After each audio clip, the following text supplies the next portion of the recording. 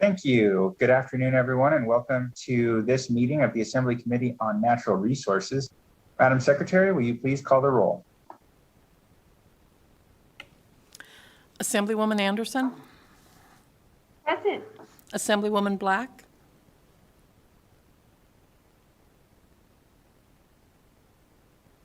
Here. Assemblywoman Brown May? Here. Assemblywoman Carlton?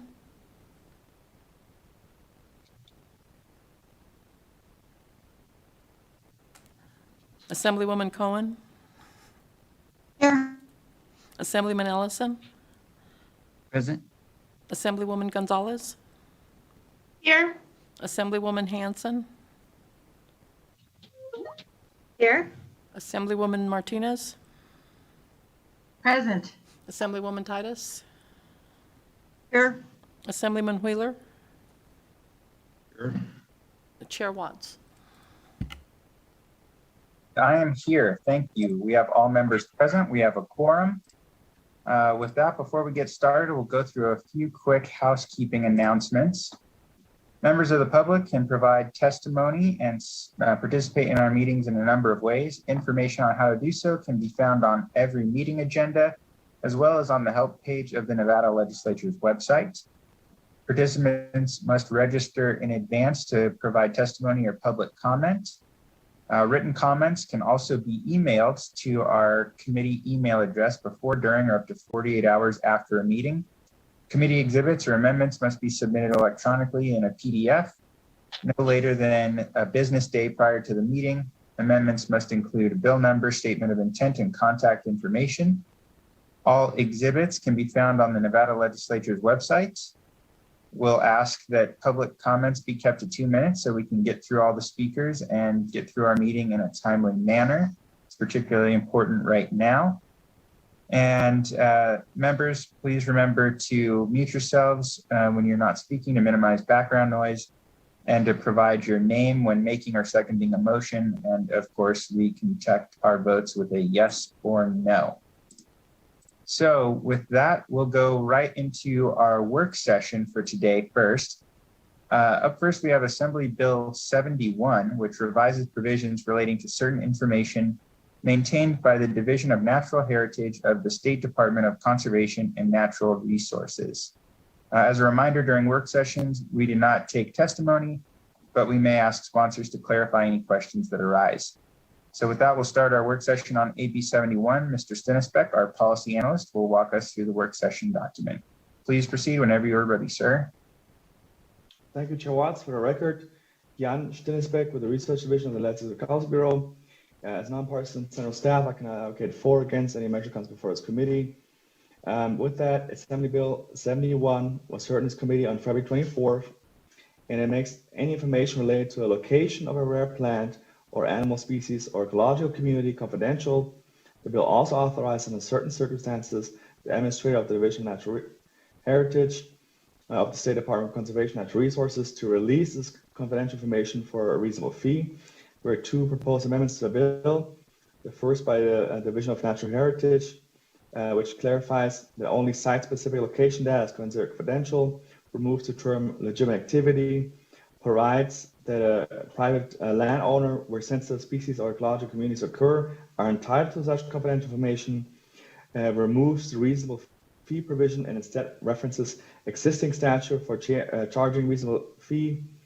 This change will remove the 2/3 requirement for this bill, and lastly adds federal candidate species to the definition of rare species. The second amendment was proposed by Clark County and it ensures that entities engaged in conservation, environmental review, or scientific research who rely on data maintained by the Natural Heritage Program will continue to have reliable access to the data they need to manage natural resources while preserving data confidentiality. Attached to the work session document are both proposed amendments.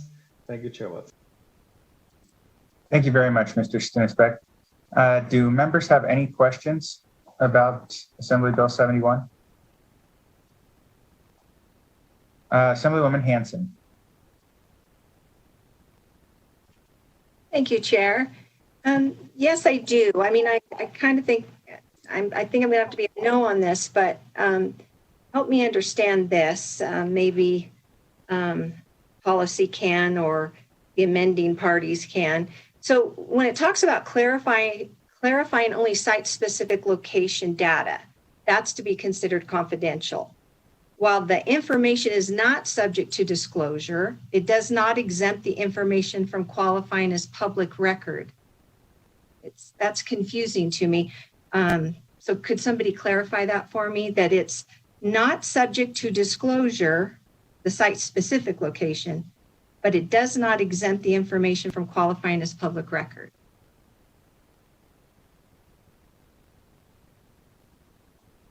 Would Administrator Szabo like to respond?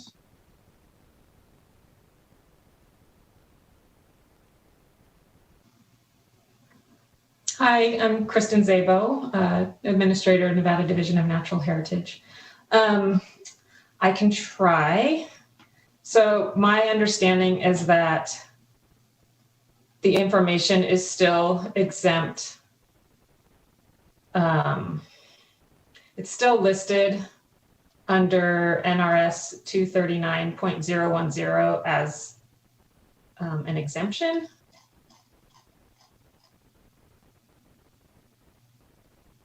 But I don't know. I don't know that I can. No problem. I think I might need legal to help me. And I understand, and maybe I'm not getting it right, but it just sounds contradictory unless I'm reading it wrong. That I get that the work that was done to get an amendment was to be site specific, and I understand what Division of Natural Heritage is trying to do, but then it's not. So that's not to be disclosed, if I'm understanding that right. The site-specific location won't be disclosed, but it does not exempt the information from qualifying as public record. So it still would be public record? Thank you, Assemblywoman Hanson. One thing I would say is yes, one of the purposes of the amendment was to clarify that specifically the location data itself was what was being withheld. There was a lot of discussion during the initial hearing around any documents that relate to the information potentially being withheld. So one of the primary purposes of that change is to ensure that redaction is what would happen of the actual location information and not redaction of an entire document as a piece or the withholding of an entire document as a piece of information. With that, Mr. Amburn, could you provide maybe some additional clarification for Assemblywoman Hanson? Thank you, Chair Watts. Alan Amburn for the record. So I'm looking at the amendment that is proposed by the agency. And so in that amendment, we see that the information is not subject to public disclosure, and then they're striking the phrase is not a public record for the purposes of Chapter 239. But in the same amendment, we see, as the Assemblywoman pointed out, that the section is listed in NRS 239.010. So it seems that the intent is for that exception in 239.010 to still apply to this information. If need be, we can provide clarity in that subsection 2. We can either do that by clarifying it's not subject to public disclosure, since it is not a public record for the under Chapter 239 or something like that. But it might be beneficial to keep that reference that it is not a public record, at least that site-specific information is not a public record under Chapter 239, since the reference in NRS 239.010 is being kept. If that is conflicting with the intent of the amendment, of course, defer to that. Thank you, Mr. Amburn. Yeah, again, I think that helps. So I think what the problem was on our work session document is you just read kind of the summary of the amendment. Is that what I'm understanding? That if you refer to the direct amendment is not a public record for the purpose of chapter. Oh, but wait, that's yeah. I think I understand it now. Thank you. I'm going to confuse you guys now that I've confused myself. I'm going to be quiet. no problem. Thank you for the question, Assemblywoman Hanson. Are there any other questions from members?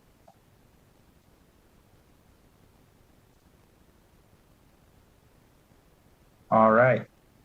Seeing none, I would ask, or I would accept a motion to amend and do pass Assembly Bill 71. I motion. I saw many folks. I think I'll take a motion from Vice Chair Cohen. I believe I had a second from Assemblywoman Gonzalez.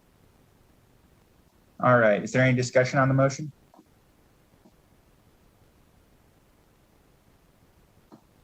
Assemblywoman Hanson, go ahead. Oh, there's been too many bills, too many amendments today and other things too going on. I'm going to have to be a no at this point.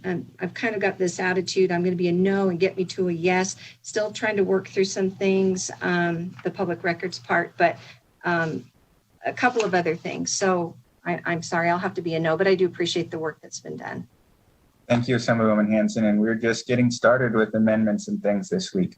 Any other discussion on the motion? Seeing none, I'd ask the secretary to please conduct a roll call vote. Assemblywoman Anderson, Yes. Assemblywoman Black, No. Assemblywoman Brown May, Yes. Assemblywoman Carlton, Yes. Assemblywoman Cohen, Yes. Assemblyman Ellison, No.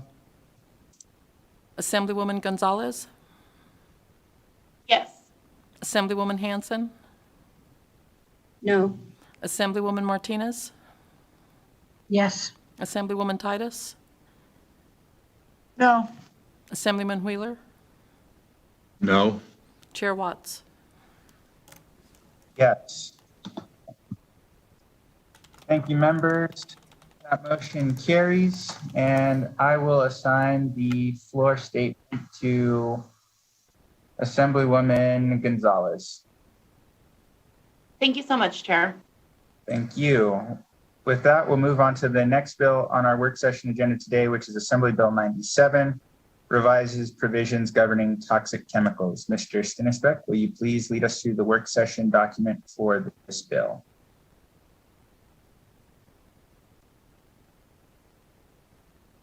Thank you, Chair Watts. For the record, Jan Stinisbeck with the Research Division. Assembly Bill 97 was heard in this committee on March 29th, and it requires the State Environmental Commission and Division of Environmental Protection of the State Department of Conservation and Natural Resources in regards to certain chemicals to adopt water quality criteria for surface water, establish effluent limitations for discharges, and establish maximum permissible levels in drinking water. And it also prohibits the manufacturing, selling, or distribution of Class B firefighting foam that contains these chemicals, and prohibits its use for firefighting training, for testing firefighting foam fire systems, and for use at certain airports. Lastly, the bill prohibits, with certain exceptions, the knowing manufacture, sale, offering for sale, distribution for sale, or distribution for use of a children's product, upholstery, residential furniture, residential textile, business textile, or mattress that contains certain chemicals.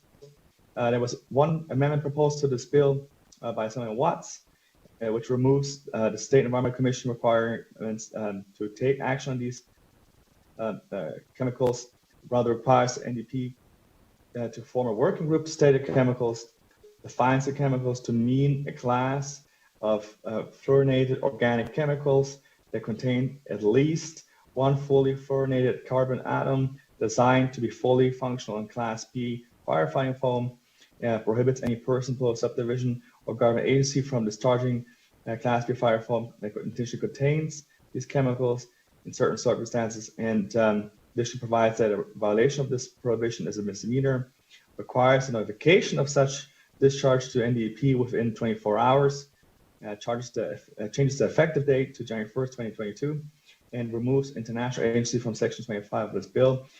The proposed amendment language is also attached to the work session document in its full length. Thank you. Thank you very much, Mr. Stinisbeck. Are there any questions for members?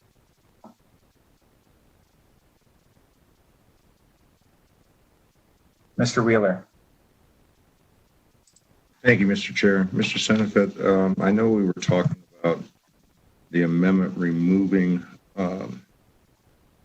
part where the State Environmental Commission requirement to take action, did that remove the 2/3 vote on this?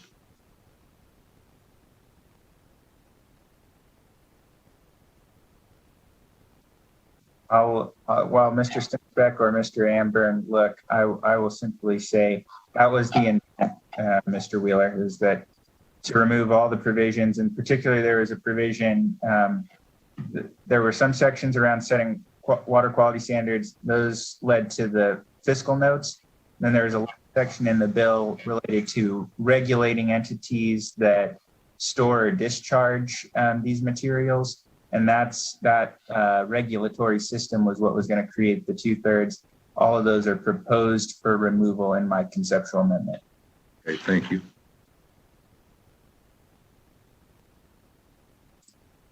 Thank you. Any other questions for members?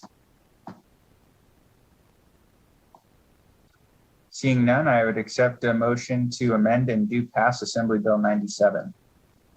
I motion. Thank you. I've got a motion from Vice Chair Cohen. Do I have a second? Second, Assemblywoman Martinez? Thank you. I've got a second from Assemblywoman Martinez. Any discussion on the motion? Yes, Mr. Chair. All right, Assemblyman Wheeler, go ahead. Just real quick, Mr. Chair, I'm going to go ahead and vote no on this initially, but I will let you know if I'm going to change that vote. I just want to do a little more looking into it, and I appreciate your patience. Thank you. Assemblywoman Hanson? Yes, and I appreciate the work that's been done. I'm going to be a no in the sense that the idea that we're require NDP EP to do a working group to study some of these substances, in a way, I feel like the bill's a little bit cart before the horse. So right now I'm a no. Something comes up and I'm enlightened better, I'd be glad to move to a yes for the floor, but for now, a no. Thank you. Thank you, Assemblywoman Hanson. I know that NDEP is on, although we have moved to the motion and away from asking questions. So I'd simply encourage you to connect with them about how the work group fits into their the already existing federal grant that they've received to work on developing an action plan for some of these substances. Assemblywoman Black, did you also have something to add? Yeah, sorry about that. I unmuted and I have to second what Assemblyman Wheeler said. I'm a no for now, but I'm reserving my right. Thank you. Any other discussion on the motion? Seeing none, will the secretary please conduct a roll call vote? Assemblywoman Anderson? Yes. Assemblywoman Black? No. Assemblywoman Brown May? Yes. Assemblywoman Carlton? Yes. Assemblywoman Cohen? Yes. Assemblyman Ellison?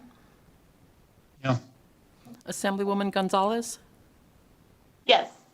Assemblywoman Hanson? No. Assemblywoman Martinez? Yes. Assemblywoman Titus? No. Assemblyman Wheeler? No. Chair Watts? Yes. Thank you. That motion carries. I'll assign myself the floor statement on that bill. Thank you, members. That concludes our work session. With that, we will now move into our bill hearings for today. We will begin with Assembly Bill 354, which authorizes the creation of water banks. We'll welcome back Mr. Sullivan to the Committee on Natural Resources. I'll open the hearing on AB 354. Whenever you're ready, you can go ahead and introduce yourself from the record and begin. Good afternoon, Chair Watts and members of the committee. My name is Adam Sullivan, and I'm the acting Nevada State Engineer, which serves as the principal administrator of the Division of Water Resources. With me is Micheline Fairbank, Deputy Administrator for the division, and we're pleased to have this opportunity to introduce Assembly Bill 354. I'd like to start with a discussion about the problem that is meant to be addressed by AB 354 and also AB 356, which is up next on today's agenda. This is important to help convey why these bills are being brought forward, where they originated, and even though they're not perfect, why we support these bills as positive steps forward in solving the larger problem in the long term. So one of the basic tenets of Nevada water law is that a water right holder must beneficially use the water that they have rights to maintain that water right. If a water right is not used, then it can be lost through cancellation or forfeiture or bailment. Now, a water right is also a really valuable asset as a private property right. And a water right owner has motivation to maintain that asset in good condition. If an irrigator doesn't need all the water that they have the rights to use, then they can file extensions to prevent forfeiture or cancellation for non-use. But if an extension is not requested timely, or if the statutory criteria are not met or water is not put to use for a long enough period of time, then that water right is subject to being lost. So what we hear all the time from irrigators is that this is incentivizing people to use more water than they need, or they are being punished for not using their entire water right, or they're forced to sell off what they don't use. And there's no really satisfying response to that, except that's how the law is written, and you can continue to file extensions to avoid cancellation or forfeiture. So the intent behind our office in offering both AB 354 and AB 356 is to provide some flexibility for irrigators within the prior appropriation system to not have to use all of their water rights and still be able to retain the asset value without having to file extension requests each year. These issues are not unique to Nevada. Other Western states with a limited water supply and similar laws have the same kinds of problems. There are a handful of different ideas that are in place to create some flexibility, and AB 354 and AB 356 are both borrowed from our neighboring states. The water banking bill, AB 354, is borrowed from Utah. And so these were both introduced as BDRs here with the idea that if these programs are working in our neighboring states, then it might be something that's worth considering for Nevada. As a state agency, we're invested in responding to the problems that are brought to us by water right holders and to be open to potential solutions. Again, these bills are not perfect, and there are many locations or circumstances where they would not apply, but they are reasonable ideas that can help address the problems that are expressed to us. And as a state agency, we would be able to accommodate the administrative requirements without major changes to our existing procedures. Now, there are much larger and more difficult water supply problems at stake, like not having enough water to serve all the existing commitments over time. And these bills provide a small step in the direction of being better equipped to deal with long-term issues by providing more dynamic options or more tools in the toolbox for irrigators and communities to be adaptable over time.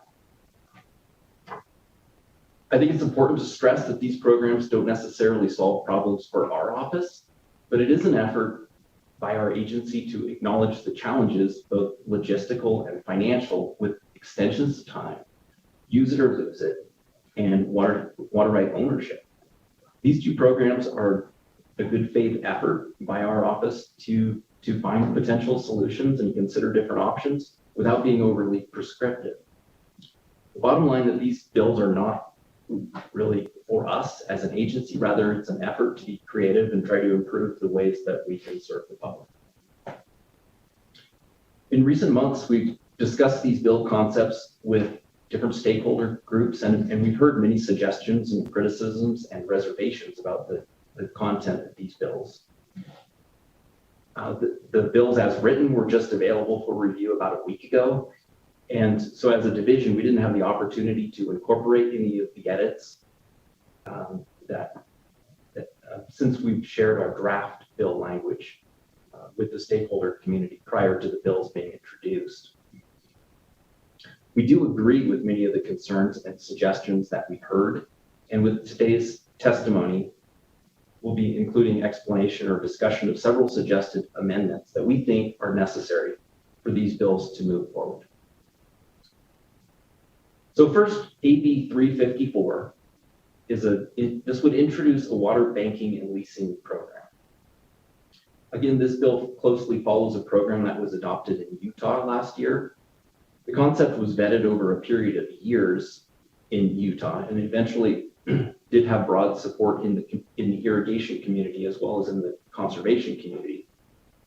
And it passed with unanimous support in the Utah legislature. It was brought to our attention several times as something that might be an option or something that could work in Nevada. In Utah, the concept was debated for a number of years prior to being introduced before the Utah legislature. And we found that the vetting that was done in Utah, which has similar issues, could prevent a lot of duplicate effort in Nevada. Now it's called a water bank, but I think of this as more as a collective or as an exchange that could be implemented within a local community. One of the main drivers in Utah was to provide an alternative to buy and dry, which is where if a project comes into an area and there's no unappropriated water available, then to get the water that they need, they would buy up a farm or ranch and let it go dry. And this creates problems for the neighboring community with weeds and rodents and dust and so on. So the water bank was created as a way, or one of the reasons for the water bank is a way to balance the demand for different kinds of economic development while preventing those kinds of negative consequences. This is one example of a problem that this bill could help with. Again, the overall intent of the bill is to think outside of the box and explore options to provide flexibility for irrigators and irrigation communities. As written, it could be used in both surface water or groundwater basins, but not both. It would be entirely optional, and there's no obligation for participation by any community or any water right holder. And lastly, there is a sunset date written into the bill after 10 years. So if there's no interest or if it's not working, then the program would expire. Now to walk through the components of the bill and some of the suggested amendments, I will pass this off to Ms. Fairbank. Thank you, Micheline Fairbank for the record. I'm going to go ahead and walk through the various provisions of AB 354. Section 1 and Section 2 establish a new section in Chapter 533, creating the Nevada Water Banking Act. Section 3 of the bill is intended to set forth the purpose of creating a water bank program in Nevada. And we've proposed certain amendments that reflect some of the comments and concerns that we have heard from our stakeholders and have made additional revisions in an effort to make the intent and purpose of the program clear.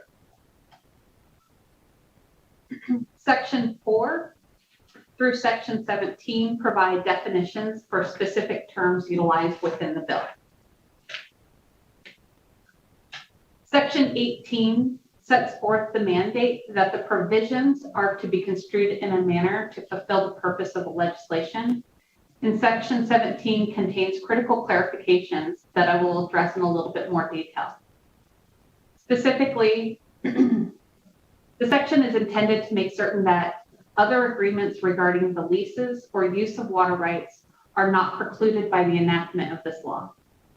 For example, many municipal water suppliers utilize banked water, which are water rights that are held in trust for the purpose of serving future development.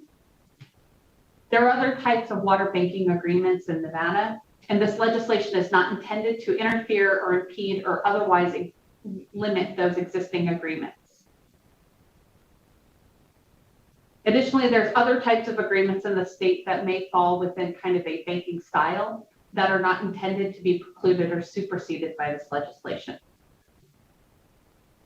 Secondly, under subsection 2 of section 19, this language makes it clear that this program is entirely voluntary and that the state engineer cannot require the creation of or the participation in a water bank. Finally, subsection 3 is a proposed amendment that we would like to add, and it's intended to limit a water bank created under this particular statute to be limited and not utilized in a manner to facilitate interbasin transfers of water. Again, this is not intended to interfere with or preclude existing water banking type agreements that may allow for such provisions as long as they conform with existing law. Section 20 establishes the criteria for an entity applying to become a statutory water bank. Section 21 establishes the required actions by the state engineer upon receiving an application to create a statutory water bank. Additionally, one of the proposed amendments we have within this particular section, 21, is to change the requirement for a public meeting to a public hearing. We propose this amendment because we believe a public hearing is a more appropriate forum in which to consider an application for the creation of a statutory water bank. In section 22, it addresses the public process, and we've proposed certain amendments to again specify that it must be a public hearing. And we are providing a little bit more specificity with respect to the location of the hearing. Additionally, we propose changing the provision that it's limited to water users to interested persons, because we'd like to make sure that it's more broadly applicable for those to provide feedback and comment. Finally, we propose the deletion of language that would preclude judicial review. In section 23, the section sets forth the requirements for what the state engineer is required to do with respect to a water bank application following the comment period. And upon further review of the statute, since we have submitted our proposed amendments, we believe that this section 2 should be amended to specify that it's a public hearing, not just public comment. Section 24 states that if a water bank application is approved, the water bank governing body has additional requirements for any information that was contained in the original approved application, that if that information is changed, they have to submit a revised application to the state engineer. Section 25 sets forth the minimum statutory requirements for the operation of a water bank. Additionally, the section includes a provision to allow a water bank to operate as it wishes and not to be bound by the priority rights for leasing water from a water bank unless that is how the water bank is established. And again, the intent behind this particular provision is to allow the water bank the freedom and discretion to administer their water bank in the manner in which they wish. However, that provision does not transcend beyond the existence of the water bank, and the priority rights with regards to administration of a basin or a system would still be adhered to and followed. Finally, we've also provided a suggested amendment to include subsection E that would make it abundantly clear that water rights deposited in a water bank do not change ownership, and that the ownership of that water is retained by the holder of the right. It's merely that the water bank is essentially the leasehold interest of that right. Section 26 sets forth criteria for the creation of a contract water bank. The primary distinction between a statutory and contract water bank is that a contract water bank may only be established by a public entity, and that is based upon the existence of a contract for the use of the banked water. Additionally, in this section, we have proposed language making certain that a contract water bank, like a statutory water bank, is limited to a single hydrographic basin or stream system. And finally, we have proposed adding the word outstanding to the section to make sure it's clear that all payments are made to the depositors or holders of water rights transferred to the water bank. Section 27 sets forth the required actions by the state engineer upon receiving an application for a statutory water bank. And again, we're proposing to make certain that the contract water bank application is subject to a public hearing, that it's also open to interested persons, not just water users, and to delete the language precluding judicial review. Within Section 28, like above, it sets forth the requirements for the state engineer in acting on a contract water bank application. Section 29, just as with a statutory water bank, if the information regarding in the application regarding the water bank changes from what was included in that original application, a revised application must be filed. Section 30 incorporates the same criteria for statutory and contract water banks apply. And we've recommended that the bill be amended to make it clear that the water rights remain in the ownership of the holder of the right deposited into the bank. Again, this section includes a provision to allow a water bank to operate as it wishes, not to be bound by the priority of rights. And we have suggested including language making it clear that a water bank cannot operate to effect an inverse condemnation against any water right within the water bank service area. And that's with respect to the contract water banks held by, operated by a public entity. Within Section 31, it includes provisions as to how a water is deposited into the water bank. And we've suggested some proposed amendments to make this a little bit more clear. Again, this section also includes that sunset provision, as Acting State Engineer Sullivan referenced. And it also clarifies that the deposited water rights within a water bank are not subject to the use it or lose it provisions, i.e. cancellation, forfeiture, abandonment.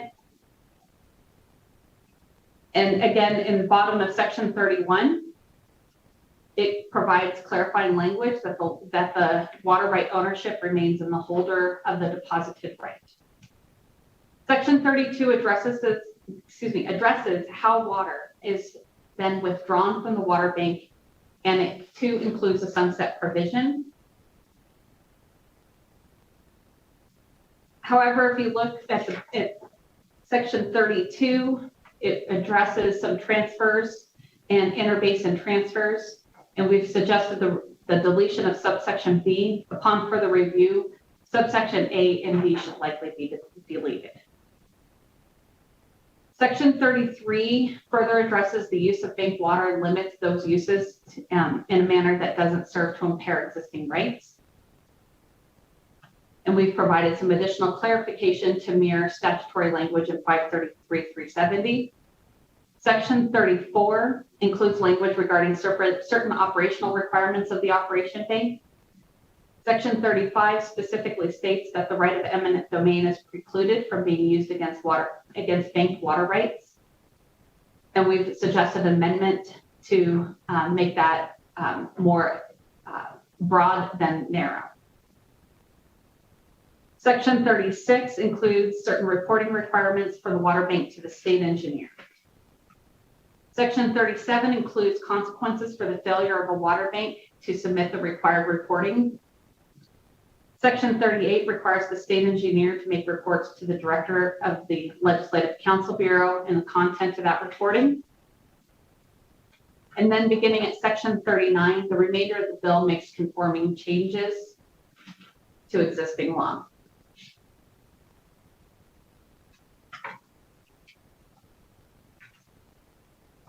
So if there's any questions, I suppose at this time, I'll turn it back over to Mr. Sullivan. Thank you, Mr. Sullivan. So if that concludes your presentation, we'll open it up to questions from members. All right. I believe we'll start with Assemblywoman Titus. Thank you, Mr. Chair, and thank you for the presentation. And I know that you did have some brief outreach to some stakeholders this last summer.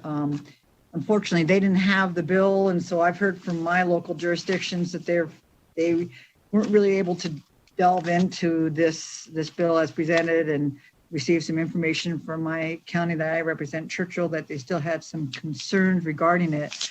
Although I do feel that the amendment presented today may be helpful, nonetheless, there's still concerns.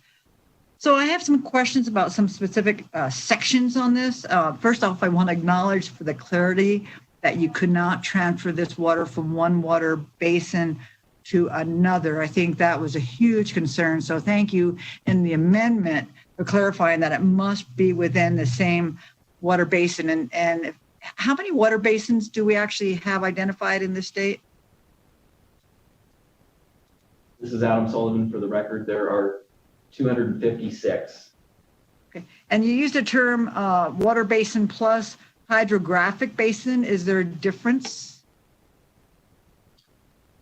Adam Sullivan, for the record, no, those terms are generally interchangeable. I just wanted to make sure that was on the record because the big concern was being able to purchase water. And so on section, so that was in section 19, section 25.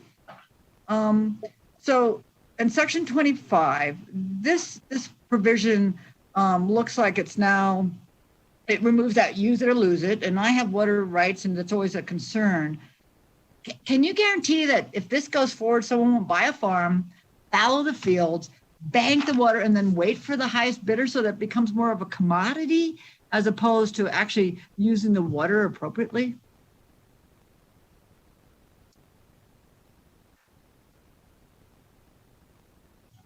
So Assemblywoman Titus, thank you for the question, Micheline Fairbank, for the record.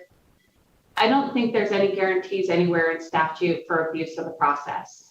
Under existing law, there's certainly ample opportunities for people to find loopholes and mechanisms in which to exploit their own interests.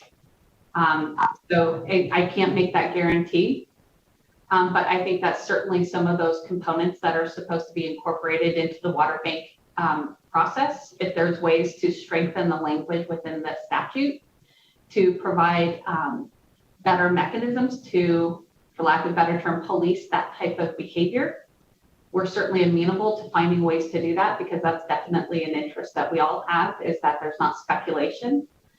Speculation in water is not a permissive action here in Nevada. And so we would be welcome to additional or alternative language to strengthen that. Great, thank you for that. Because one of the things that we're concerned about in this day and age is, perhaps some hedge funds, perhaps some companies that are actually looking at bringing in water, exporting water, locking up water to use for future use. And so at this point in time, you're not aware of any potential hedge funds that are looking for water and banking water? No. And then the last question I have, if I might, Mr. Chair, one more. Go ahead. So when somebody, it seems like the state engineer may be delegating his authority once the bank is established, because I don't see where there's really anybody can maybe establish this bank regardless of whether they have any water knowledge or not. So how much oversight will our state engineer, who should not understand water, have over this once this bank is established?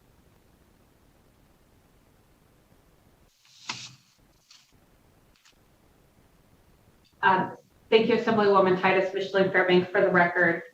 So the intent of the statute, and I tried to find, it's a long statute, so I lose the words from time to time, but is really intended for that the creation of a water bank has to be put forth by individuals who, at least 2 individuals who have ownership of those water rights.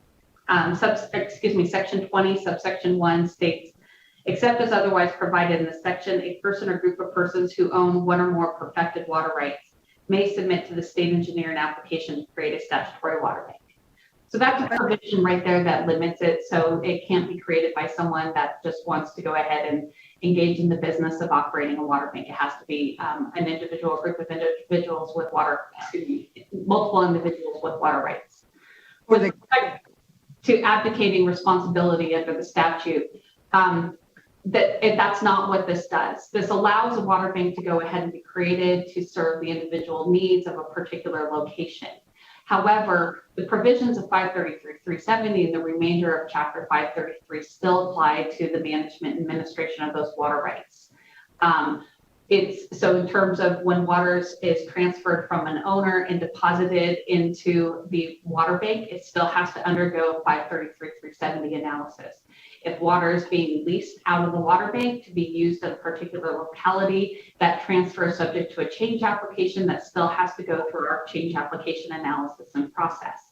So we're not advocating our responsibility in terms of oversight and management of the water resources. But what this statute does is it provides a mechanism to create a localized process to allow individual irrigation manner of use owners of water rights to deposit some or larger sums or wholes of water rights that are owned in there, and to have that available to be leased out on an annualized basis to serve a different project.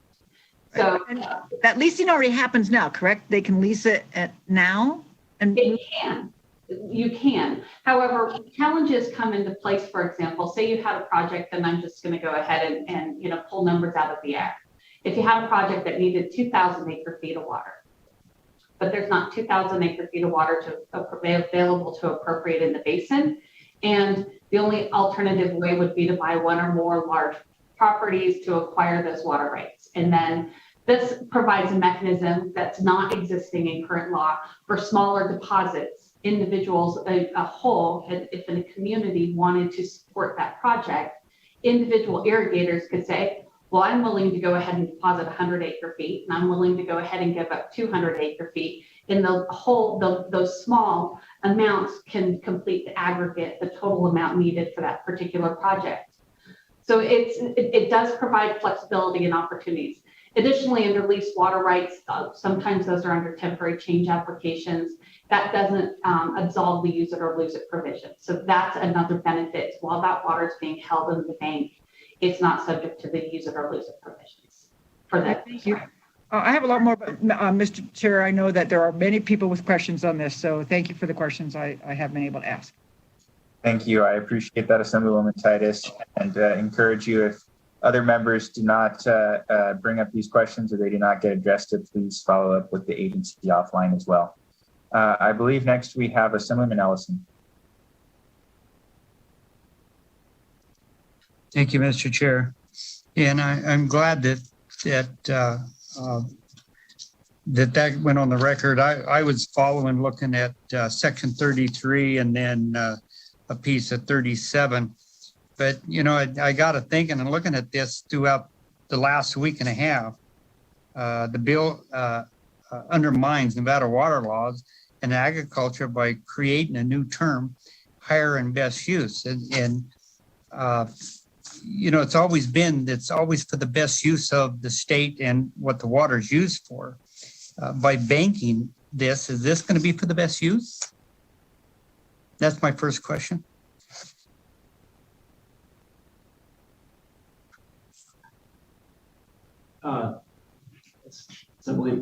Assemblyman Ellison, this is Adam Sullivan for the record. I don't wholly disagree with you. That portion of the bill, that particular language that talked about highest and best use, we strongly recommend that would be. And then how many aquifers are between, I don't know if you know this off the top of your head, between, say, Humboldt, which is Winnemucca, Humboldt area up into there, to Fernley? Is there because you got all that aquifer that goes into Lovelock. So is there 2 to 3 different aquifers between Humboldt and Fernley? Can you answer that? Adam Sullivan for the record. The best way to look at that is by the 256 different groundwater basins that we described before. So each basin is typically defined topographically with mountain ranges that separate alluvial fill that form the aquifers, and there are several basins between the lower Humboldt River region and Fernley. Yes. Okay, and there's no way that banking this water from a ranch in Humboldt County could be piped to another aquifer or for another county to be used. Is that correct? Under this bill? We recommend that amendments be included that would preclude that possibility, yes. Well, and the reason I ask that, because this has already happened from Clark to down by, was it Coyote Springs?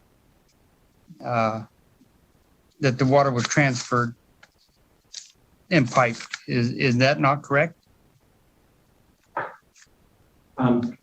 Generally speaking, there are a handful of interbasin transfers that are in place in Nevada. This water banking bill would, as we see it going forward, would not create a mechanism to facilitate that. Yeah, I'd really like to have that in language that there's no way that it could be piped from one aquifer to the other. And then the other thing that I really like to know is if they did bank and they did sell, long as it stayed in the same aquifer for something in the same use, like say if it's a rancher or farmer in Lovelock and he wants to sell it to somebody within the same aquifer, that'd still be allowed, but they just couldn't go outside of that aquifer. Is that correct? Yes, Adam Sullivan for the record. Generally, a point of diversion can be moved within one aquifer, but not outside of that aquifer. Yeah. And then I talked to some people in Utah, and they said for 5 years that they've been trying to do this same thing. And up to this date, they still cannot get the language in this correct. And Oregon, I guess, is having some of the problems, and the same as the San Joaquin Valley in California. But Utah says they've been working on this for 5 years and they still can't get it straight. Is that correct? Thank you, Assemblyman Allison, Micheline Fairbank for the record. So the Utah legislation became law last year, so just about 1 year ago. So they're in the process of getting their water banks implemented. So it's in the early phases of that. Had a conversation with members of the Utah State Engineer's Office about 2.5 weeks ago, and so they're moving forward with a couple of the water banking projects. And so it takes some time to go ahead and create the water bank to get all of the legal mechanisms in place and then the application ready and put forth. So that's where they're at, because that legislation and the law is new, but they're actively moving forward with that process. Okay, and maybe I spoke early. It wasn't that they implemented the law, it was the study that they were trying to get it to see if it'd work.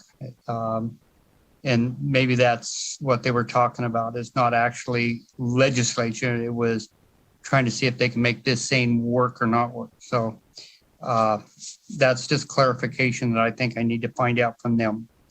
Well, thank you very much. I appreciate you answering my question. I know there's a lot of people out there that's got a lot of them. And we got a lot more, but I'd rather get them on the record. Thank you. Thank you, Mr. Ellison. We'll go on to Assemblyman Wheeler now. Thank you, Mr. Chairman. I've only got 39 questions, but being a good little assemblyman, I'm just going to ask one and hope other people ask mine. If not, I will follow up offline. The question I have is who holds the state engineer accountable in this, in the provisions in this bill, should they become law? The way I'm looking at it specifically in section 23 and 28, there's no guidelines, there's no criteria for what the engineer's office has to do here, and the engineer himself. So where's the accountability? Where's the checks and balances? What if, there's a problem? It's confusing to me. How much do you give to who out of the bank? How much do you put into the bank? It just seems to be up to you. So again, the day-to-day administration of the water bank is not managed by the state engineer's office. So the statute lays out the statutory requirements for the, how to create, what we're required to review for whether or not to approve an application for a water bank. And then we have our guidelines under 533, 370, and the remainder of Chapter 533 with respect to change applications to move water in and out of a statutory water bank, which are all subject to judicial review. Particularly notable is the fact that we've deleted, or we're proposing in our amendment to delete, the language that would preclude judicial review of the state engineer's decision to grant or deny an application to create a water bank. So there's ample opportunities for, for those checks and balances in judicial review. Furthermore, because the statute lays out the criteria for the establishment of the water bank, really the idea is that it's not the state engineer doesn't have the particularized knowledge of the needs and the individual characteristics of a community and what that community needs with respect to the creation of the water bank and the interests that they're trying to serve. And so really the idea is that we create large statewide, frameworks for the creation, but it's up to those individual communities to develop the specificity as to how that water bank is going to manage their particularities, how they're going to do their business. And we don't believe that we should be in the business of micromanaging that. Thank you. The amendment does make me feel a little better. I've got to say that, that there will be judicial review, but only slightly. And I've just got to tell you, you guys got such an echo going there. I'm getting about every other word. Oh, it must be these old ears. Thanks. Thank you, Assemblyman Wheeler. I think we have a question from Assemblywoman Hanson now. Thank you, Chair, and thank you for being here. I think actually some of my questions have been answered by the questions that my colleagues asked, but just to visit the Utah model again, I was on public lands, and I recall just before COVID, we had a meeting in Caliente and water banking. That was the first, at least I had heard of it, and the concept. And while it was very interesting, I think what strikes me is in Utah, so this legislation just went into being like right now, a year ago. So we don't have much data yet. And if I'm not mistaken, I think it's more of a pilot program, but you could correct me if I'm wrong on that. And then before they even brought the legislation, they spent 18 months with 50 people representing lots of diverse stakeholders in the process before they brought it forward. So, and this is probably just more rhetorical. It seems to me that this is probably a little bit premature because I don't think we've done those sorts of things yet. And also we haven't had enough time to see what pans out for Utah. Any concerns about we're a little too premature in the process? Assemblywoman Hanson, thank you for the question. Micheline Fairbank for the record. Mr. Sullivan stated in his opening remarks, we are borrowing a lot of that legwork that Utah had done. They have very similar, conditions as we do here in Nevada. And so, we felt that having a optional opportunity for communities to explore this, if it was something that they thought might be useful and beneficial for them, could be helpful. It's not a mandatory program. It's entirely optional. And as Mr. Sullivan stated, we're trying to create additional tools and opportunities to allow more flexibility where right now we have very little. With regards to that being a temporary or pilot kind of program in Utah, that's how we've structured ours here. Utah has a 10-year sunset provision. Our statute, as it's been, or the bill as it's being proposed, includes that 10-year sunset provision. Additionally, we have additional reporting requirements to the Legislative Council Bureau before every session to report on what's going on.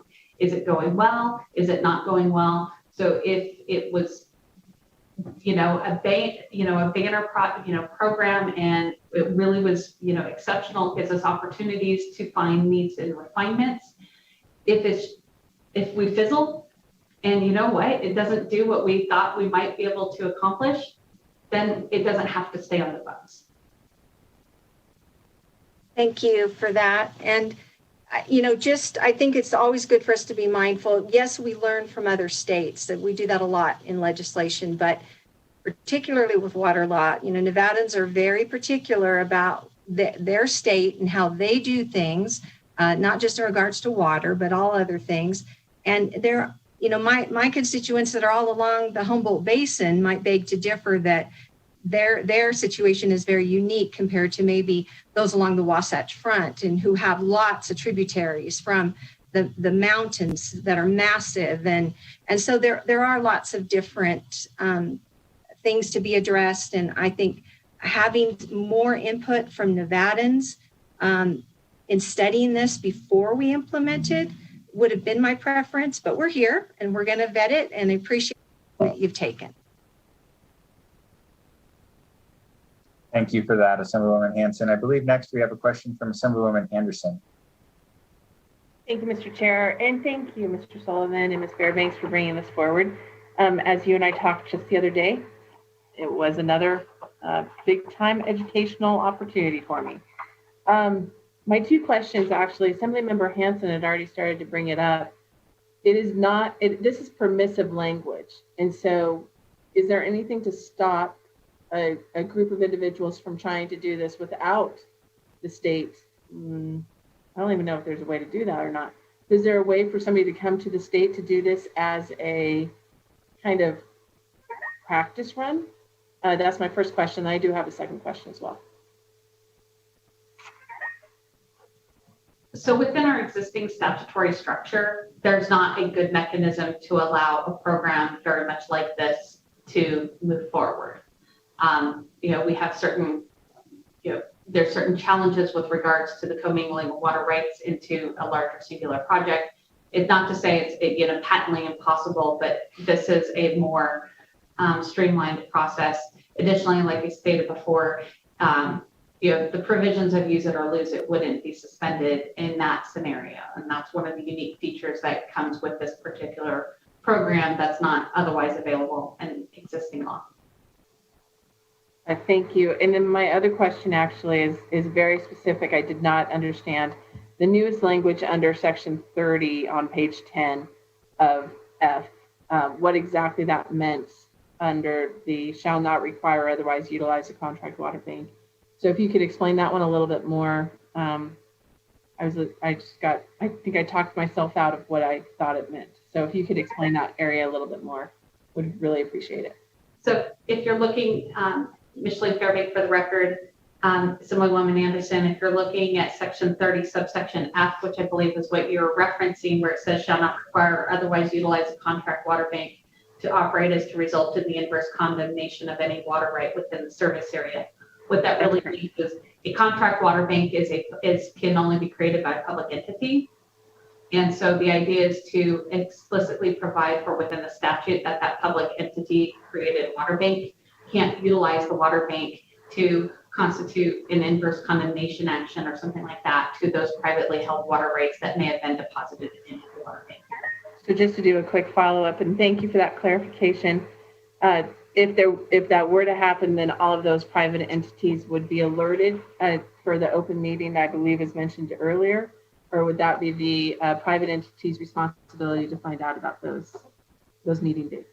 Well, I think the way it would operate, and on this, I may have to defer to legislative counsel, but the way it would operate is that if somebody were to bring an inverse condemnation action, say that public entity, which is brought under a separate statutory provision, that would automatically be precluded by the clear, plain language within the statute. Great, thank you. Unless our legal guys wanted to add in, thank you so much for that clarification.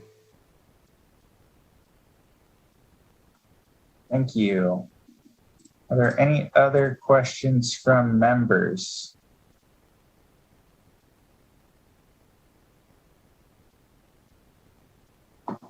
All right. Seeing none, we will move on to testimony on Assembly Bill 354. As a reminder, in order to provide testimony, you must register in advance on the legislative website in order to receive the call-in information. We're asking that all persons providing testimony limit their remarks to 2 minutes. In addition, I'll be limiting testimony in support, opposition, and neutral of the bill to 20 minutes for each side, so that we can get through our agenda in a timely manner. Lastly, just a couple of other notes. I asked that to the extent possible, knowing that the amendments came in today, that callers try to keep their comments focused on the amendment that was presented. In addition, I just ask that, and I appreciate all the members for this as well to this point, to really focus on issues of policy and not to make assumptions or judgments about any of the motives behind the legislation. So with that, I'll turn it over to Broadcast Production Services to see if we have anyone wishing to provide testimony in support of AB 354. Thank you, Chair.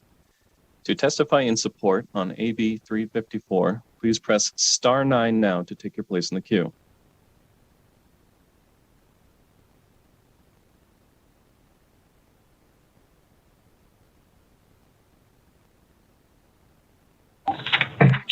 Caller, please slowly state and spell your name for the record. You will have 2 minutes and may begin. Hello, this is John Hatter, last name spelled Hadder. I'm the director of Great Basin Resource Watch, which is opposed to Assembly Bill 54. And for all the reasons we've heard already, but there are a number of things that are a concern to us. Even sounds like the definition of service area is ill-defined, could extend across basins. We think that it would have to be, service area has to be within a hydrographic basin to avoid complications down the road. It sounds like the parameters around the governing body for each water bank is not clearly defined in legislation. It seems too open-ended and too much authority lies in the state engineer to make those judgments. I think it needs to be more of a public engagement around that process. You don't like this issue of perfected water rights being defined in the document is kind of interesting, because even as of last year, the LCB Research Division indicated that perfected and certified essentially are meaning the same thing, which pertains to a water right that's been put to beneficial use. So I think that sort of blurs what the meaning is there, and perhaps its use in other NRSs could be a problem. Overall, we just don't think that we're ready for this kind of, this legislation does not lay out all of the details, and that the state of Nevada needs to evaluate this policy of water banks in a more general way. We really need something more like in kind of a full-scale environmental review process of how we would move forward on something like this. So it's premature, not fleshed out enough, and it concerns us that that perfected water rights is defined only from the perspective of irrigation rights and moves water from one type of use to another. Again, Great Basin Resource Watch is opposed to this bill. Thank you very much for your time. Thank you for your testimony, Mr. Hatter. You jumped the gun a little bit. We're still in support. So with that, understanding that we have technical hiccups that happen, let's try and make sure that we do support testimony first. So with that, we'll go back to Broadcast Production Services and see if we have anyone wishing to testify in support of AB 354.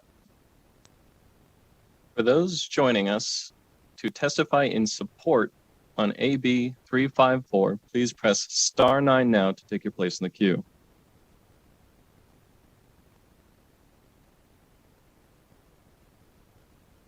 Caller with the last 3 digits, 662, please press *6 to unmute. Please slowly state and spell your name for the record, and you may begin.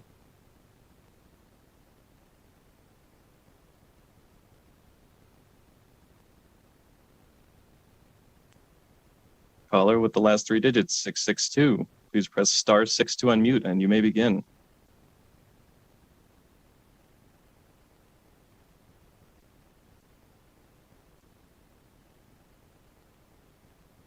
Caller with the last 3 digits, 046.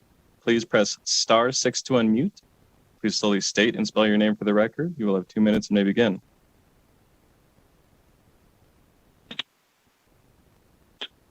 Chairman, this is Martin Paris from the Nevada Cattlemen's Association. I jumped the gun as well and will reserve my time for the opposition. Thank you, sir. Please stay on the line and we'll get you queued up for opposition when we get to that point. We'll go on to the next caller. For those that have just joined us, we are on support for AB 354. To take your place in the queue, please press *9 now.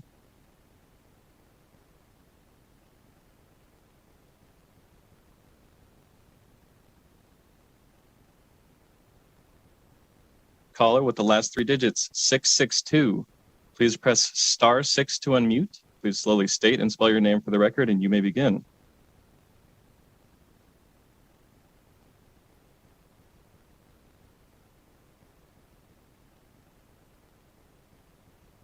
Chair, it seems that we have no more callers in support at this time. Thank you. We will now move to opposition for Assembly Bill 354. To testify in opposition on Assembly Bill A 354, please press *9 now to enter the queue.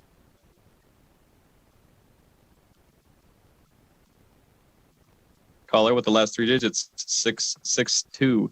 Please slowly state and spell your name for the record. You will have 2 minutes and may begin. My name is Kyle Roerink, Kyleroerink. I'm the Executive Director of the Great Basin Water Network. Chairman Watts and members of the committee, the Great Basin Water Network opposes AB 354. We appreciate the amendments that came late this morning. However, they do not mitigate the underlying problems with this bill. This is not a conservation measure. This is not a banking measure. This is a water marketing scheme masquerading as something good. We can't find one line that ensures water will actually be conserved. We cannot find one measure that would defend rural communities. We cannot find one provision that protects the environment. Undermining the doctrine of prior appropriation and the anti-speculation doctrine is not good policy, nor is it the way to get out of balance basins under control. I know Utah keeps coming up as an example. They have no track record there yet. If you want an example of banks, look at California. And let me say, there are a lot of examples that aren't pretty. From a managerial perspective, we are very concerned about the content-free nature of the proposal. There are no definitions of what is a satisfactory bank. There is no standard of how a bank will function. Once the water is in the bank, it is out of the control of our state.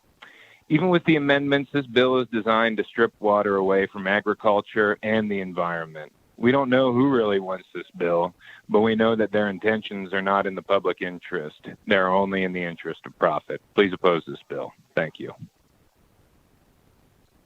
Thank you, Mr. Roerink. We'll go on to the next caller.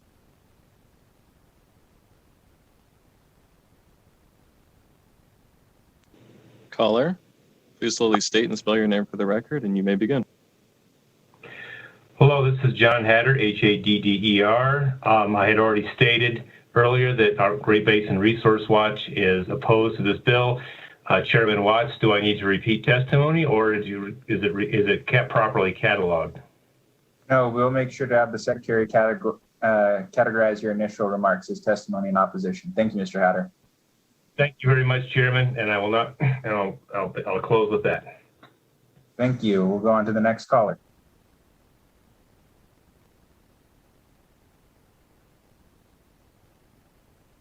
Caller with the last 3 digits, 792. Please slowly state and spell your name for the record, and you may begin.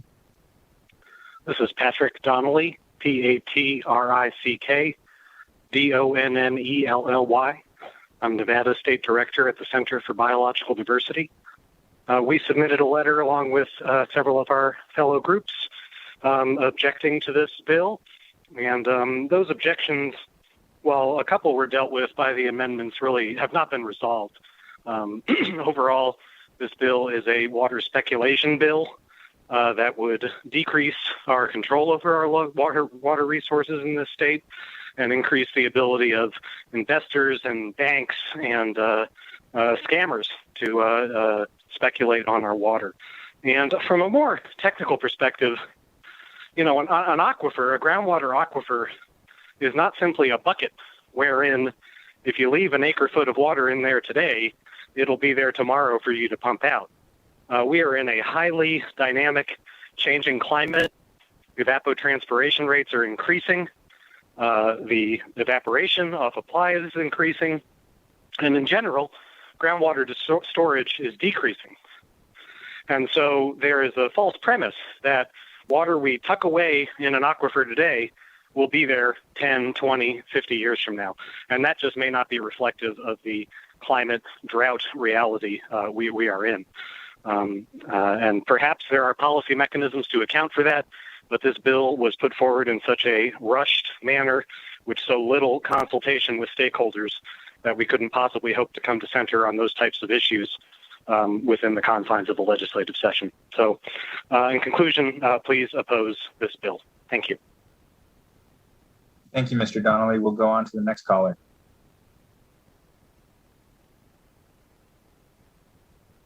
Caller with the last three digits, 373. Please slowly state and spell your name for the record. You will have 2 minutes, may begin. Yeah, good afternoon. My name is Bob Russo. That's spelled B-O-B-R-U-S-S-O, and I oppose AB 354. I have concerns that this bill could favor the holding and sale of water to the highest bidder at the expense of water conservation. I fear it's going to potentially jeopardize the rural livelihoods of rural Nevada communities by ultimately reducing their water supply. There's just a lot of details I need more time to understand before I could confidently support this bill. And in general, I got that impression just from hearing the questions. More time and more understanding is needed before this bill moves forward. So I urge you to please oppose it. Thank you very much.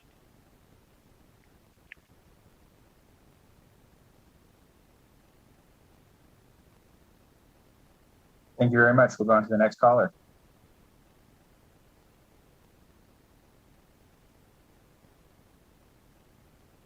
Caller with the last three digits, 349. Please slowly state and spell your name for the record, and you may begin.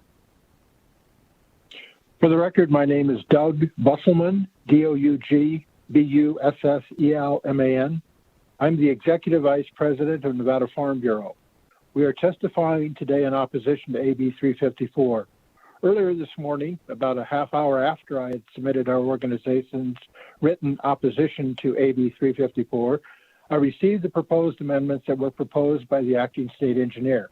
I have been reviewing those proposed amendments as well as the proposed amendments to AB 356, which also were included in the emailing that I got at 10:26 a.m. I would like to have it noted on the record that we greatly appreciate the changes which have been offered in these amendments. A number of our concerns have been proposed for alterations which assist us in thinking differently than our views on the original legislation. These proposed updates are noteworthy and major.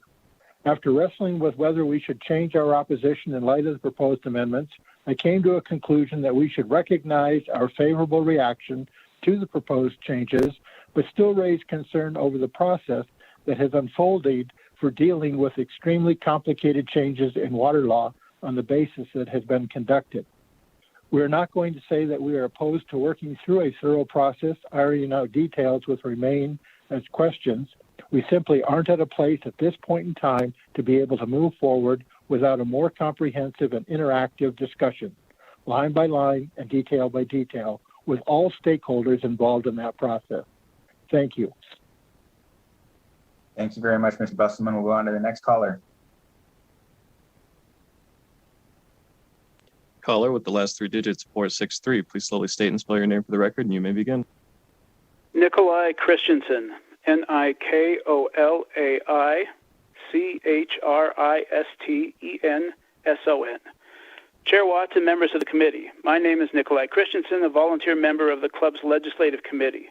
On behalf of the Sierra Club and our more than 40,000 members and supporters statewide, I am speaking in opposition to AB 354. While we understand that the new amendments have improved things, and while we understand the intention to introduce more amendments that will address some of our concerns, we can only evaluate the bill as it stands and as best we can incorporate the amendments that were dropped this morning into it. And as it stands, we do not think this legislation on balance protects the environment. We do not think that on balance it conserves water. This is not legislation right now that defends the public interest. In fact, at its core, it's not even legislation to create a water bank.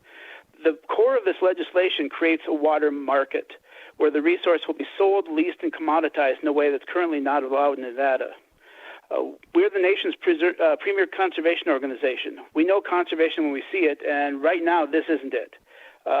We are worried that this is going to benefit powerful entities in order to have them gain control over our most precious natural resource in the nation's driest state.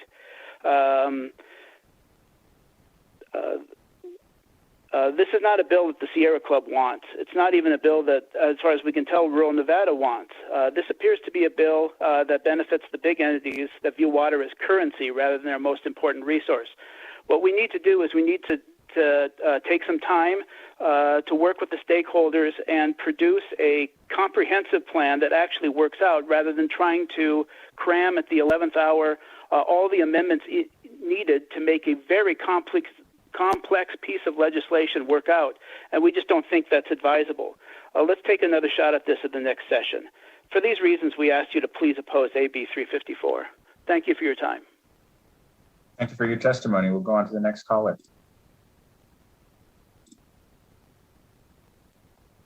Caller with the last three digits, 038. Please slowly state and spell your name for the record, and you may begin.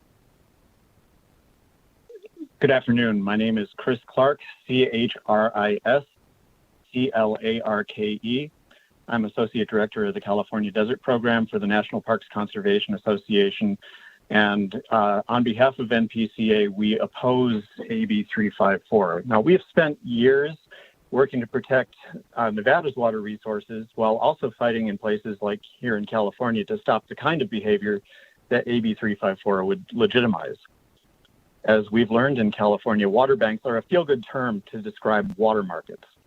We've seen big publicly traded companies and hedge funds in California come in and try to acquire water for one reason and one reason only, profit. The provisions in AB 354 that legitimize speculation, remove due process rights, limit access to the courts, and undermine Nevada water law will make it all the easier for companies to export water for profit. If you want to turn Nevada into a California-style giant network of pipelines, AB 354 is how you start. Don't take my word for it. Remember when Water Asset Management, a New York City hedge fund, presented to the Nevada Senate in 2017 and advocated for a giant network of pipelines connecting the state. This is what water marketing looks like. This is where we are headed with AB 354. This is not a bill that will conserve a drop of water, protect our environment, or defend small rural communities. This is a bill to further commoditize water. Please oppose this bill. Thank you. Thank you. We'll go on to the next caller in opposition. Caller with the last three digits, 323. Please slowly state and spell your name for the record, and you may begin. Good afternoon, Chair Watts and committee members. My name is Steve Walker, STEVE, representing Eureka County and Carson City in opposition to AB 354. My comments will highlight written testimonies submitted by Jake Tibbetts, Natural Resource Manager of Eureka County. Those comments were submitted prior to the release of the amended version of the bill, but my comments are specific to that version. Eureka County appreciates the state engineer's effort in incorporating change and ideas developed by stakeholder groups and will continue to support those efforts so we can reach common ground. The Utah Water Bank legislation took years of stakeholder engagement and many meetings. Additionally, the bill came with a specific appropriation. We believe a similar effort needs to occur in Nevada, and that has not occurred. The bills being heard today are complicated and will greatly increase workload within the Division of Water Resources. We do not understand how the state engineer can take on additional workload without additional staff or requests for staff. A $360 fee seems very inadequate to accomplish oversight required by the legislation. Section 20, sub 2, sub B, sub 1, quote, no discriminate between depositors, borrowers, or the manner of use of banked water rights. We believe this could allow the bank to ignore first in time, first in right statute. Sections 24 and 29 appear to allow changes to the provision of a water bank without a public process. There appears to be no use it or lose it provision in sections 25 and 30. There should be identified time limits to what right can be placed in the bank before it is used.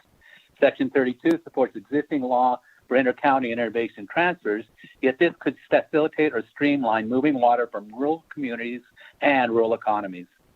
Section 34 and 36 seem to create a fox guarding the henhouse due to the self-accounting and self-reporting of illegal water use detailed in those sections. The written opposition identifies other issues with AB 354 that 2 minutes of testimony can completely cover. Thank you for your time. Thank you for your testimony, Mr. Walker. We'll go on to the next caller. Caller with the last 3 digits, 747. Please press *6 to unmute. Please slowly state and spell your name for the record. You may begin. Hi, excuse me, for the record, my name is Stephen Hartman, General Counsel for Vidler Water Company. I have previously submitted a number of comments relative to it wasn't the most recent draft, but one of the more recent drafts of AB 354. We are opposed to it in many of the detail, not necessarily from the concept standpoint.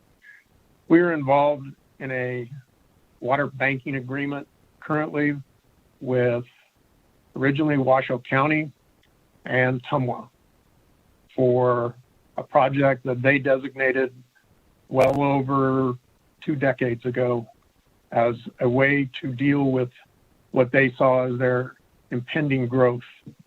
They're also involved in a water banking arrangement with Lyon County, who is going through incredible growth at this point, as well as Lincoln County and the Lincoln County Land Act project that is a subject of federal legislation.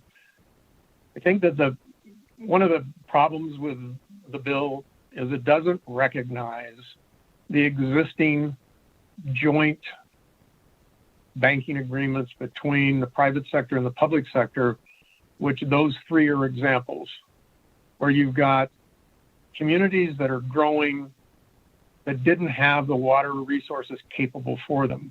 They had envisioned that, particularly Washoe and Lincoln. We went through the EIS process.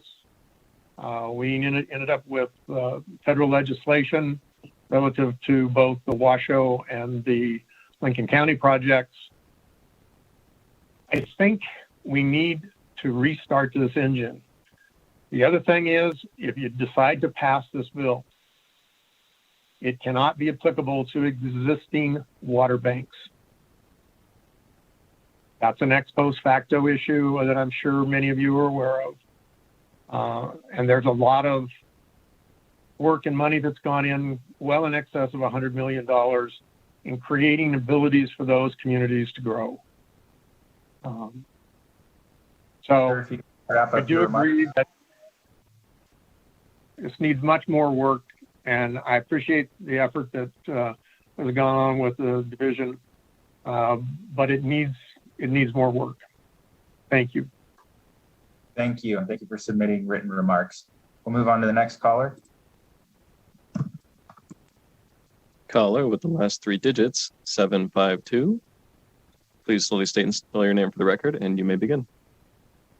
Thank you. My name is David Rigdon, D-A-V-I-D-R-I-G-D-O-N. I'm an attorney with the law firm of Taggart & Taggart in Carson City. Our firm hosts 6 full-time attorneys who practice primarily in the area of water law. And we represent a variety of water users, everything from municipalities to farmers, to ski resorts, mining companies, you name it, we represent those interests. I want to just join in with the comments that Mr. Hartman just gave with regards to existing water banks that municipalities currently are running. We are very, very concerned about the potential for conflict between this bill and those existing water banks.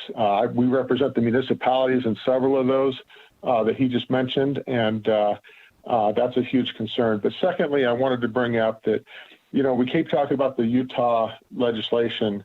Mr. Nathan Bracken, who was one of the primary proponents of the Utah legislation, recently was invited to Nevada to be a speaker at this year's Nevada Water Resources Association annual conference and present this idea to Nevada. And one of the main things that he emphasized in his speech was the need to take things slow. This is not something you want to rush through a legislative session. As has been mentioned prior to even introducing the legislation in Utah, his group spent 2 years vetting it through a task force made up of over 60 water professionals, and they held over 40 public meetings throughout the state to solicit comments and address concerns before they brought any language to the legislature. We really do appreciate that the state engineers attempted to reach out to stakeholders since this bill draft has been submitted, but it's nothing like the outreach and consultation effort that Utah engaged in or that we believe we need to have in this for this particular bill. At that conference, Mr. Bracken was asked by a participant if we could simply borrow the work that Utah had done, and his response was absolutely not. That the Utah legislation was designed specifically for Utah to address the concerns of Utah stakeholders. He didn't know a lot about Nevada water law. He stated that in his speech, and he indicated that if we want to pass similar legislation, we should go through a similar stakeholder process. So given that, we would respectfully request that action on this bill be postponed until at least the next legislative session to give stakeholders ample time to fully flesh out the idea of water banks, make sure that existing water banks are protected.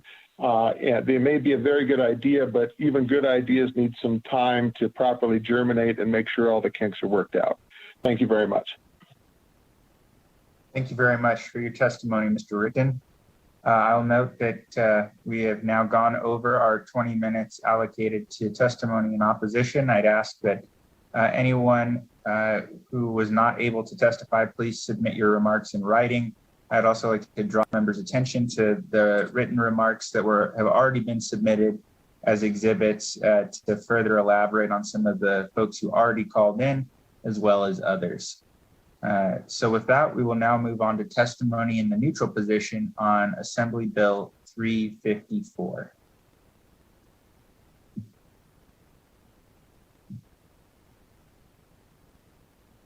To testify in neutral on Assembly Bill 354, please press *9 now to take your place in the queue.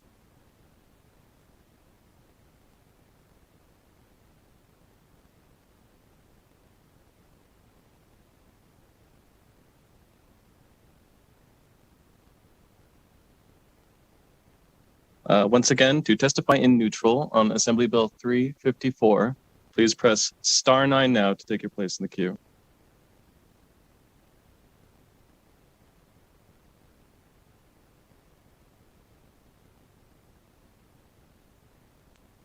Chair, there do not seem to be any callers in neutral at this time.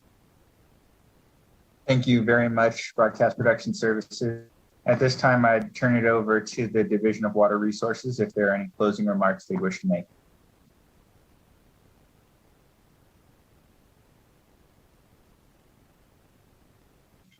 Thank you, Chair Watts. This is Adam Sullivan.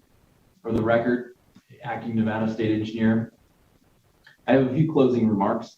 There tends to be some confusion that comes up commonly that's worth clarifying.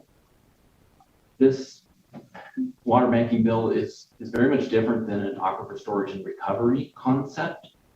It's not a conservation credit bill. It's not particularly intended to conserve water, especially in the short term. And it's also important to draw a distinction between this kind of a water bank concept and a municipal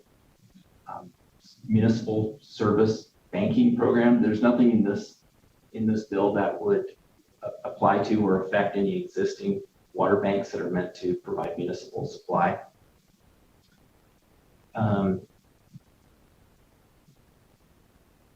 Really, this bill is intended to provide some flexibility to irrigators in a way that responds to questions and concerns that we regularly get as a state agency.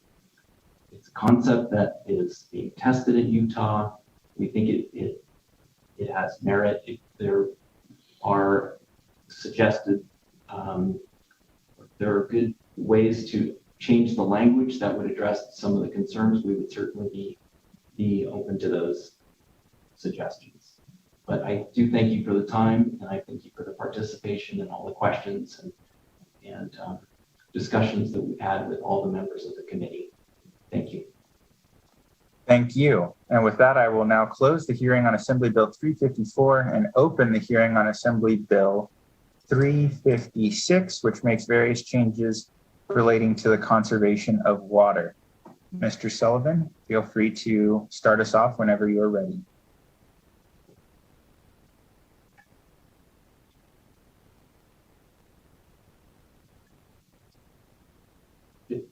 Good afternoon again, Chair Watts and members of the committee. My name is Adam Sullivan. I'm the acting Nevada State Engineer, which serves as the principal administrator of the Division of Water Resources. And with me is Micheline Fairbank, Deputy Administrator of the Division. And we're pleased to be here this evening to talk about AB 356. AB 356 would create a conservation credit program. Now, as discussed in the opening testimony on AB 354, which we just closed, this is another bill that enables some flexibility for irrigation manners of use water right holders.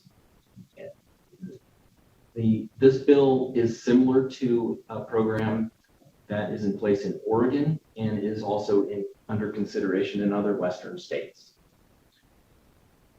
One of the common criticisms that we hear is that our current system either incentivizes people to use more water than they need or to sell off the portion that they don't use, or else they are punished for not using the full extent of their water right. There's no incentive to conserve water. This bill creates a mechanism where an irrigation water right holder can place unused water rights into a conservation status, where as long as the water is not used, it's not subject to forfeiture. A part of that conserved water could be reactivated at a later date when the need arises, and then a part of the conserved water would be relinquished or withdrawn from commitment and could not be used for any manner of use. The conservation is achieved through that relinquished portion, and it's also through the conserved unused water right, where under existing practices, the owner would either have to use that water or continue to file annual extensions to prevent forfeiture. There's a second part of this bill that would create an account that could be used for buying back groundwater rights in over-appropriated basins. This is a concept that is commonly suggested to us as an answer or as a solution for over-appropriation. After considering this program with different water professionals around the state after the BDR was submitted, the division acknowledges some concern with this idea. As a general practice, division staff are very cautious about engaging in issues regarding market value of water rights as part of doing our job. And criticisms that we've heard about this, about creating an account like this, are that it could accelerate the cost of water rights or create more problems than it solves, and establish or create a new value for unperfected water rights. And these are concerns that I sympathize with. So my position at this time is that this component of the bill, although I know there are a number of supporters for this as a concept, it should only move forward with great caution. And to walk through the individual components of the bill, Ms. Fairbank will provide that level of detail. Thank you, Chairman Watts and members of the committee. Micheline Fairbank for the record. Walking through AB 356, so Section 1, Section 2, well, Section 1 establishes a new provision within NRS Chapter 533 to establish a program for conserved water.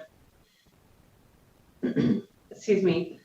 Next, Section 2 sets forth the foundation for some additional definitions. Section 3 includes the definition for the term conservation, and conservation is limited or is intended to be limited to the reduction of the consumptive use, limited to only irrigation manners of use availing themselves to the program, and generally identifying what conservation could constitute. Section 4 defines the term conserved water. Section 5 is in the proposed amendment, is a new section included by the division to include a definition for the term reserve to mean an amount of conserved water that is not available for any use. And the use of this term makes it clear that any water that is relinquished or withdrawn under the conservation program and reserve would not be available for reappropriation. So Section 5, which now would be Section 6, creates new statutory definition for perfected water right. And in the amended bill, Section 7 defines what constitutes a program under the law. Section 8 under the proposed amendment creates the program for the conservation of water. Additionally, it's important to note that this particular section includes an explicit statement that the state engineer shall not require any person to conserve water pursuant to or participate in the program. Again, it is intended to be entirely voluntary. Section 9 of the proposed amendment establishes parameters regarding the participation in the program for water, and the program would only be available to those with a perfected water right. It would not be available to individuals with permitted and not yet perfected or otherwise judicially determined claims of vested rights. So meaning the perfected water right is one water right that has gone through the process of being certificated or a decreed pre-statutory right. Additionally, in this section, we include a proposed amendment in subsection 1B that states that would be deleting the retroactive application. So again, the bill is intended to have some retroactive applicability to individuals who have implemented conservation practices and want to participate in the program.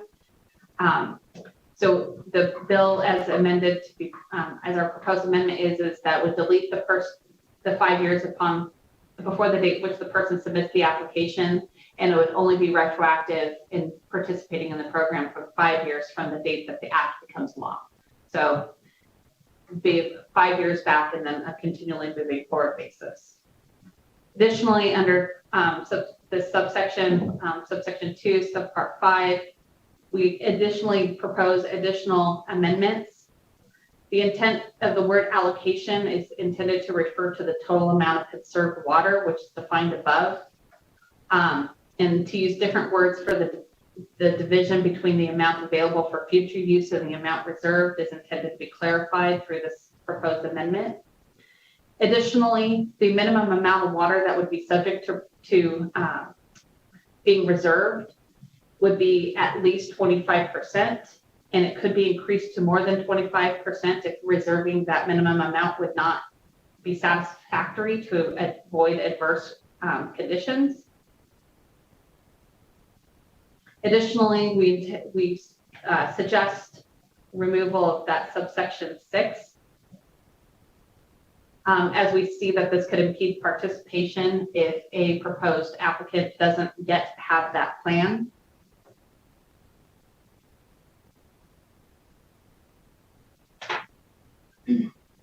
Additionally, within subsection 6, there's a reference that a board of directors has to approve a request if an applicant is within a irrigation district. Later in the bill, we have made suggested revisions to not require irrigation district approval, and so we would recommend that this section be amended accordingly. Then continuing on to the next page, again, we have that reservation.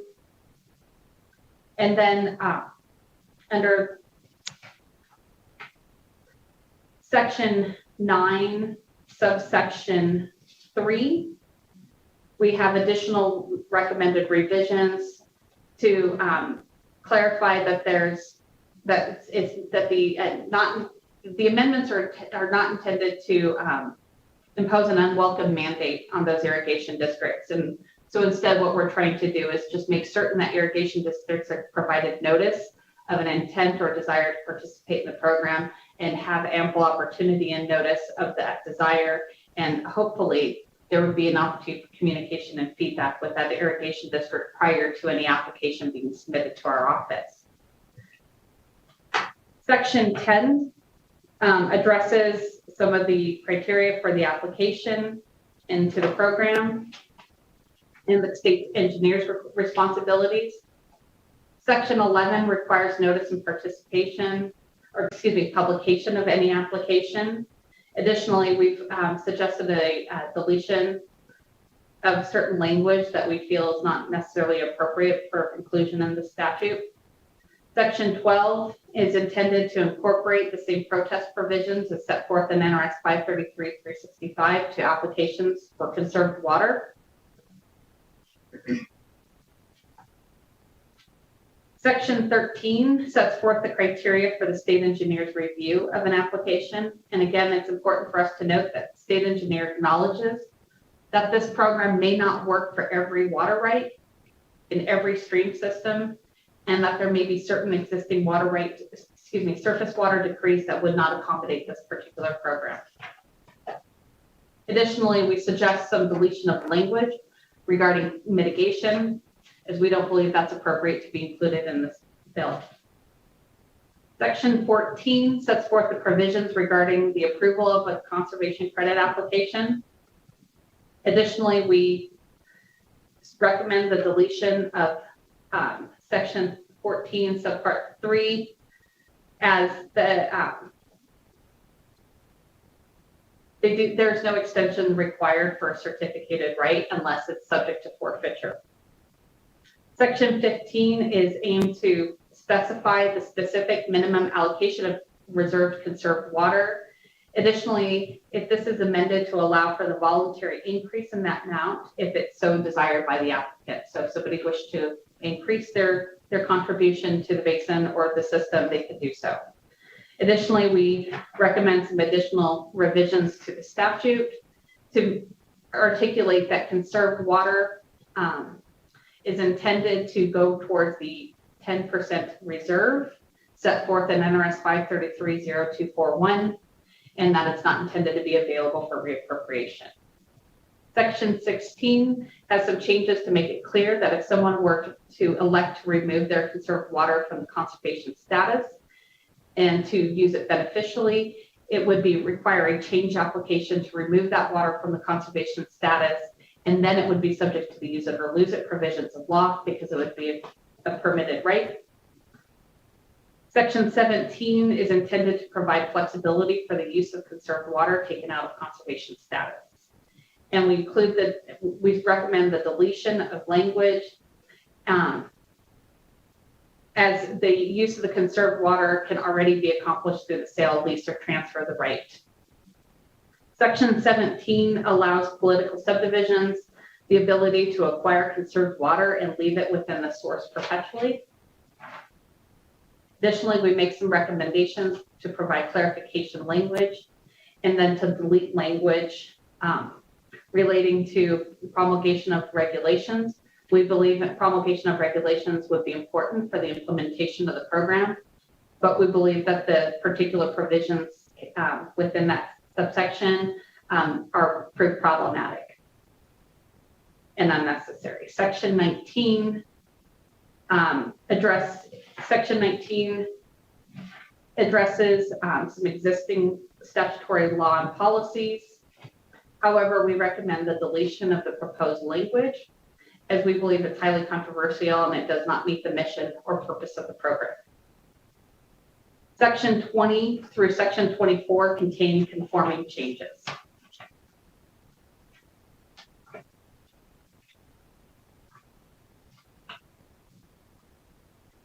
Section 25, we recommend deletion of certain language because the use of conserved water, if you were to take it out of conservation status, would require a change application. Section 26 through 29 contain additional conforming changes. Section 30 contained a proposed amendment to the state engineer's existing fee structure. We recommend deletion of the fee that was suggested for inclusion. Additionally, we had suggested an additional amendment to within the change application fee structure to include the term or allocation of conserved water. However, upon further review, we believe that that's not necessary to include any further clarification, because it would take it would take an application to change the point of diversion, manner of use, and place of use to place the water into the conservation credit program. And that same type of change application would be required to remove it from the conservation credit program. So that application is already encompassed within our existing structure. Finally, moving on, there's additional conforming changes within the bill until we get to section 32. And section 32 and 33 address adding the new account to allow for the purchase and retiring of water rights. As stated by Acting State Engineer Sullivan, we have significant reservations about the creation and operation of an account for purchasing and retiring water rights. We agree that there are some who strongly support the proposal, and there's others who just as strongly oppose it. There are challenges that we see when attempting to address, and we've tried to examine whether or not those could be simply done through some proposed amendment language. However, we believe that there's more value and merit to an ongoing dialogue as to how to best address over appropriation of water rights, and a legislatively approved program for purchasing of retiring water rights has conceptual value, but there needs to be more work in determining how to best accomplish that. And finally, the remainder of the bill contains conforming changes.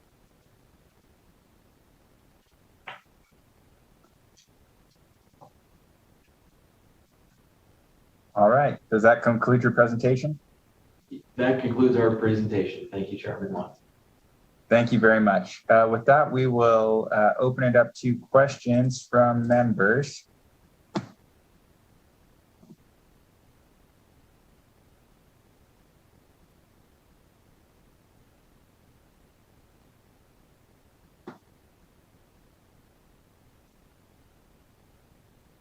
Are there no questions for members? Assemblywoman Hanson, go ahead. Thank you, Chair. And I'm sorry, my internet got unstable and I couldn't hear anything. So I assume you're done and you're asking questions. I have a question on the amendment. Sorry, I'm trying to keep there's so many papers, trying to keep it all straight. So on page 3 of the amendment, the number 5, I think it's of the new section 9. The proposed amount of the conserved water to be reserved, the proposed allocation must reserve at least 25% of any conserved water back to the source. And so who has the jurisdiction over that? 25, the water that's being conserved and back to the source. Could you clarify for me what the source means and who has oversight over that conserved water?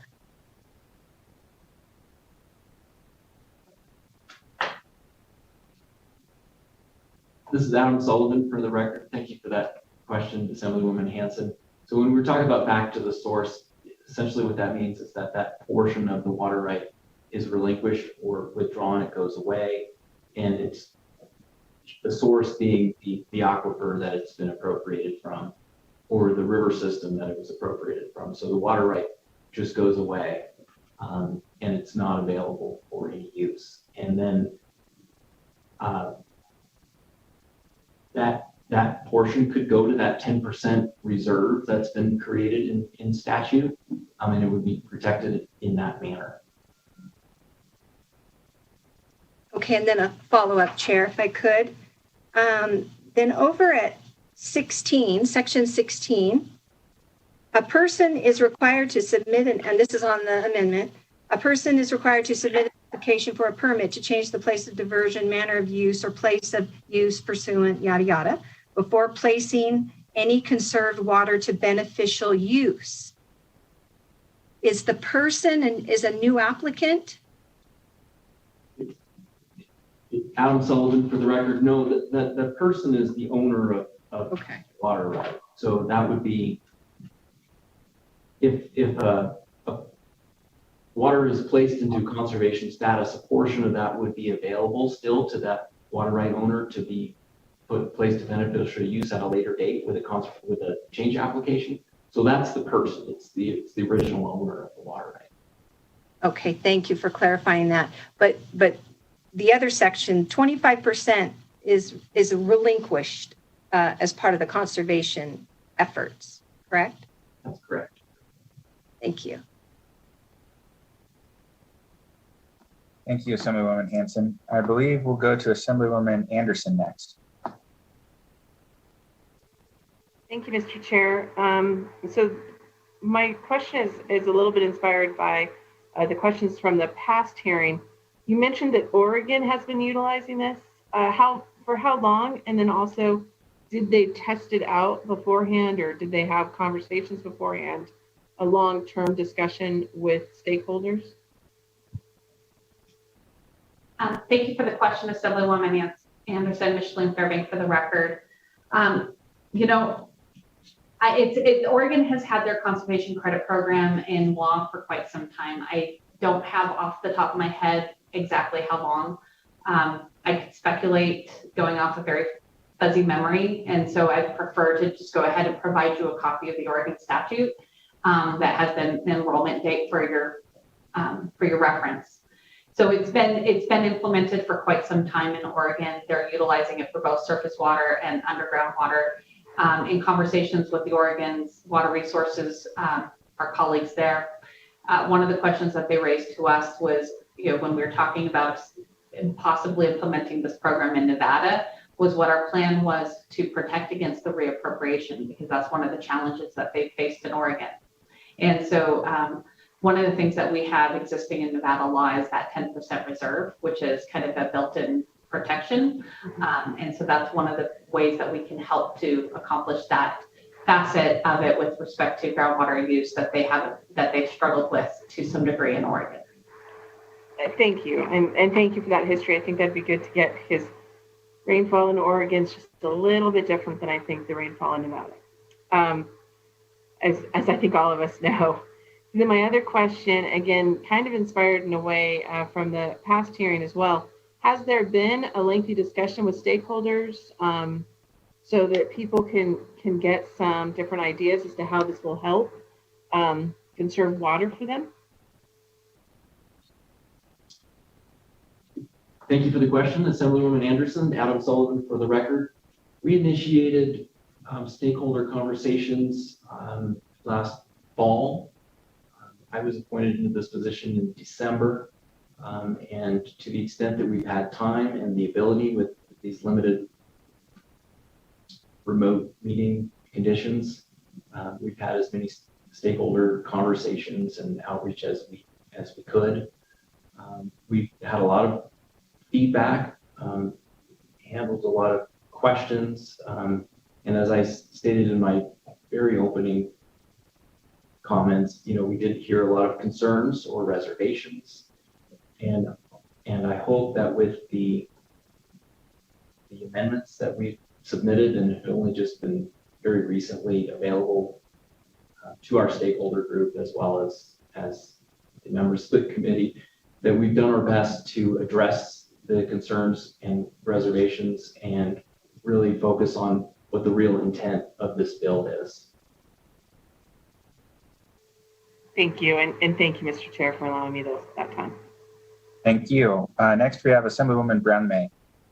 Thank you, Mr. Chair. Thank you, Mr. Sullivan, for the presentation. This is a very robust and complex topic for me. So following up on my colleague's question, for me, it's relative to due diligence, and you've mentioned that there are criticisms from stakeholders. And I'm curious to know if there is a list or catalog of the meetings that you've had with stakeholders and sort of what those comments are to help inform this discussion? Is that available publicly somewhere? Do you have a list?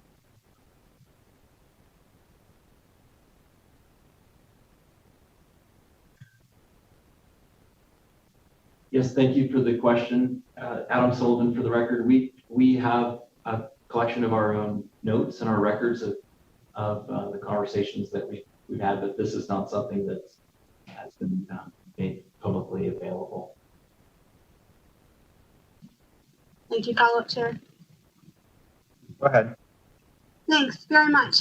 I would just add that typically in my experience, when making a large policy conversion to this degree, it has been good practice in the industry that I am most familiar with to catalog public conversations so that we can address the stakeholder issues. And I just leave that for your consideration. And if you have a record, I would very much like to see the stakeholder comments if at all possible.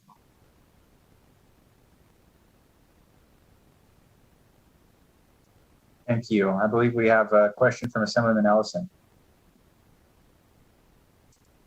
Thank you, Mr. Chairman. And you know, I'm looking back to all the letters that we're getting, and I see there's still a lot of opposition from almost the same people that testified on the first bill. But there was a question or a statement made a few minutes ago, and it says, how many inches of annual rain falls does Oregon get versus the 4 inches Nevada gets? It's 25% is huge. And the difference between the two is night and day. So can you respond to that question? And then I just barely caught that. And then somebody asked me, and I don't know. I'll ask that question. If the state, could you respond to that? Thank you, Assemblyman Ellison. Adam Sullivan for the record. This bill is really about conservation of the resource, regardless of how much rainfall or just how arid the area is. It could apply in extremely arid areas or semi-arid areas. Parts of Nevada, as you well know, are quite wet in northern Alco County. And there's a range across the state. Eastern Oregon is drier than a lot of portions of Nevada. Western Oregon, of course, has a very different coastal climate, but I think there are a number of different parallels that can be drawn. And one of the advantages of this bill, again, is that it could apply in a range of circumstances to accomplish conservation, which has value everywhere. Well, the problem is, follow up, Mr. Chair. Yes, go ahead, Michelle Ellison. I'm sorry, we're all a little tired today. But we're talking apples from apple from oranges here. There's two different scenarios here. If you look at between how much water they have and we have, and what can be banked and what can be used and what can be held. And Nevada has a hard enough time trying to do what we got. How many of these aquifers are already closed basins? And if you know, we're trying to look at what the other states are doing, we can't use that as a comparison. I just agree with that. So thank you for the answer. Thank you. Do we have any other questions for members?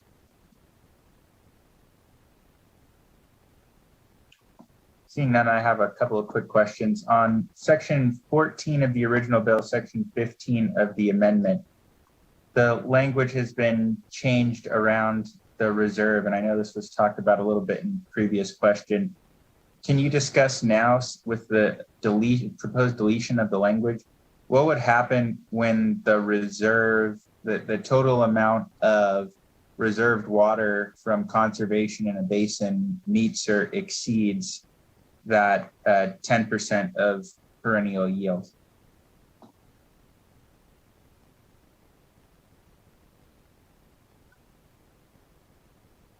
Thank you, Chairman Watts. Micheline Fairbank for the record. I think what would happen is if we actually get to a full 10% of a perennial yield reserve, would be a ripe opportunity to come back and revisit the bill and explore whether or not reappropriation of that surplus would be a good management decision. The likelihood of us getting there in my lifetime or collective lifetimes of most people here on the video screen is probably not really good. But if it were to happen, wouldn't that be a great day to actually have that dialogue? Yes, it would. Thank you. Fair enough. I think that would be an interesting conversation to have. I have another question about, I believe it is section 16 of the original bill, section 17 of the proposed amendment. Can you just give us a little bit more thought on how you see this playing out when someone makes the application and is allocated conserved water? You know, they're able to reserve it for their own future use under the proposed amendment, striking out using it on another property owned by the person. And I could understand that, especially if the property is not adjacent, or the ability to sell, lease, or transfer the right to the use of the conserved water. And then there's some provisions for that. Can you explain what exact provisions are referenced and how that would work if someone wanted to sell, lease, or transfer the conserved water?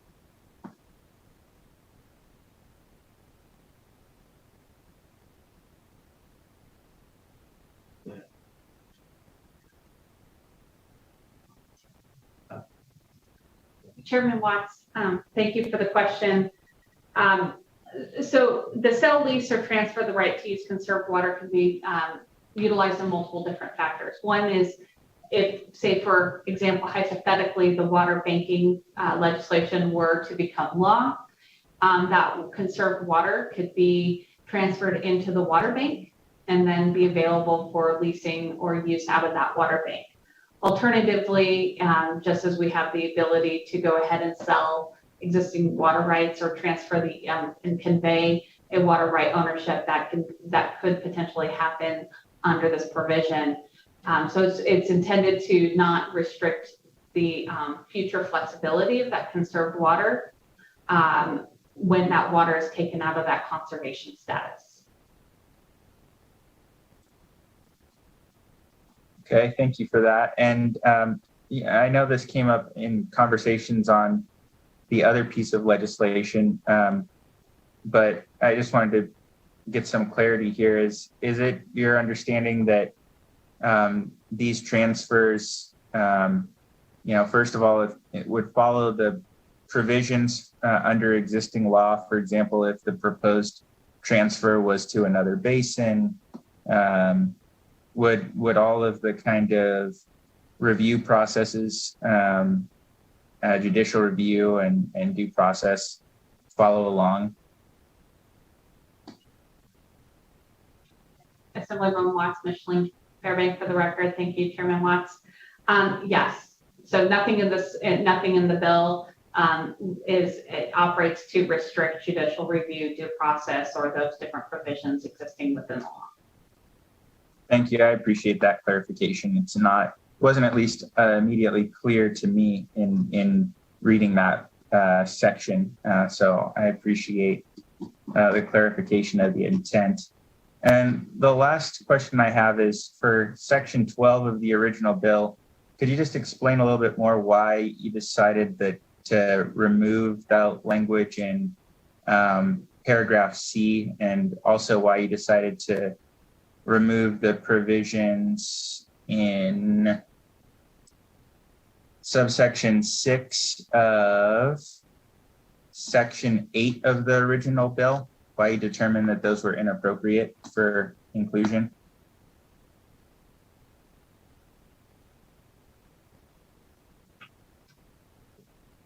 Adam Sullivan for the record. So on the first one in section 12 of the original bill, that's referring to whether there is a need for mitigation of the conservation impacts of the application. And we felt that was unnecessary and somewhat controversial, in that the provisions within subsection A and B are the appropriate statements to have there under that section. Thank you. And then the other question was, I believe, in section 8 of the original bill, subsection 6.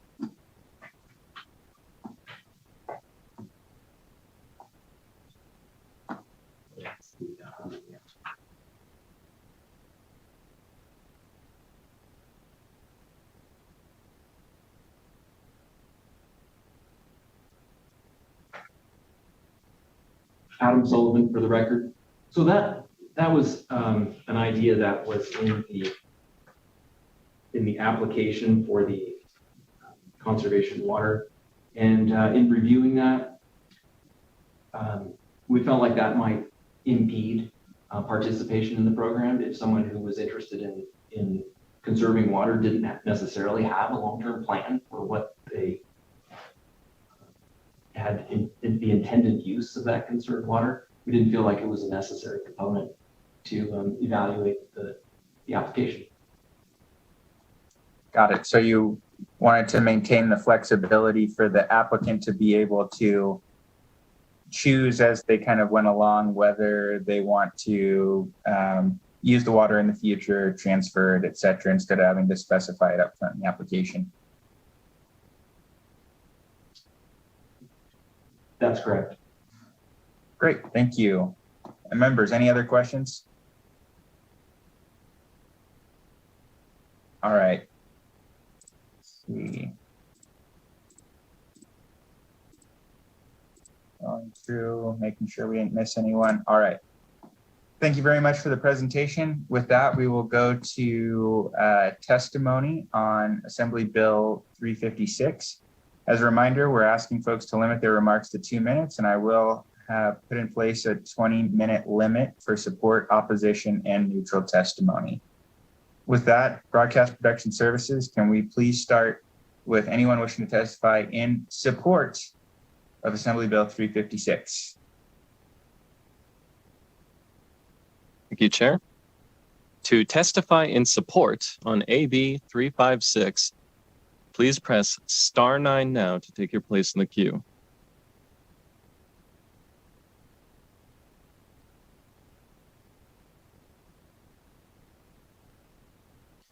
Chair, it seems that there are no callers in support at this time.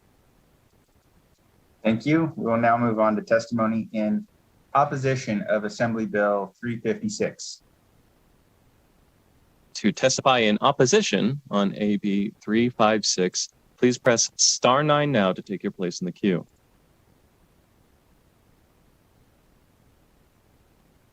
Caller with the last 3 digits, 349. Please slowly state and spell your name for the record. You will have 2 minutes and may begin. For the record, my name is Doug Busselman, Dougbusselman.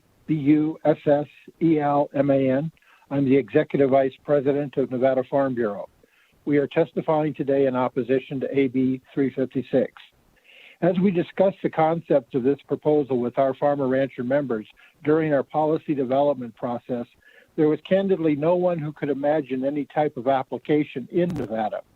Our members view conservation as fitting into appropriate management of agricultural, irrigation, water, and conservation measures, which provide for proper management of water resources and maintain the long-term ability of the water basin to not exceed perennial yield levels.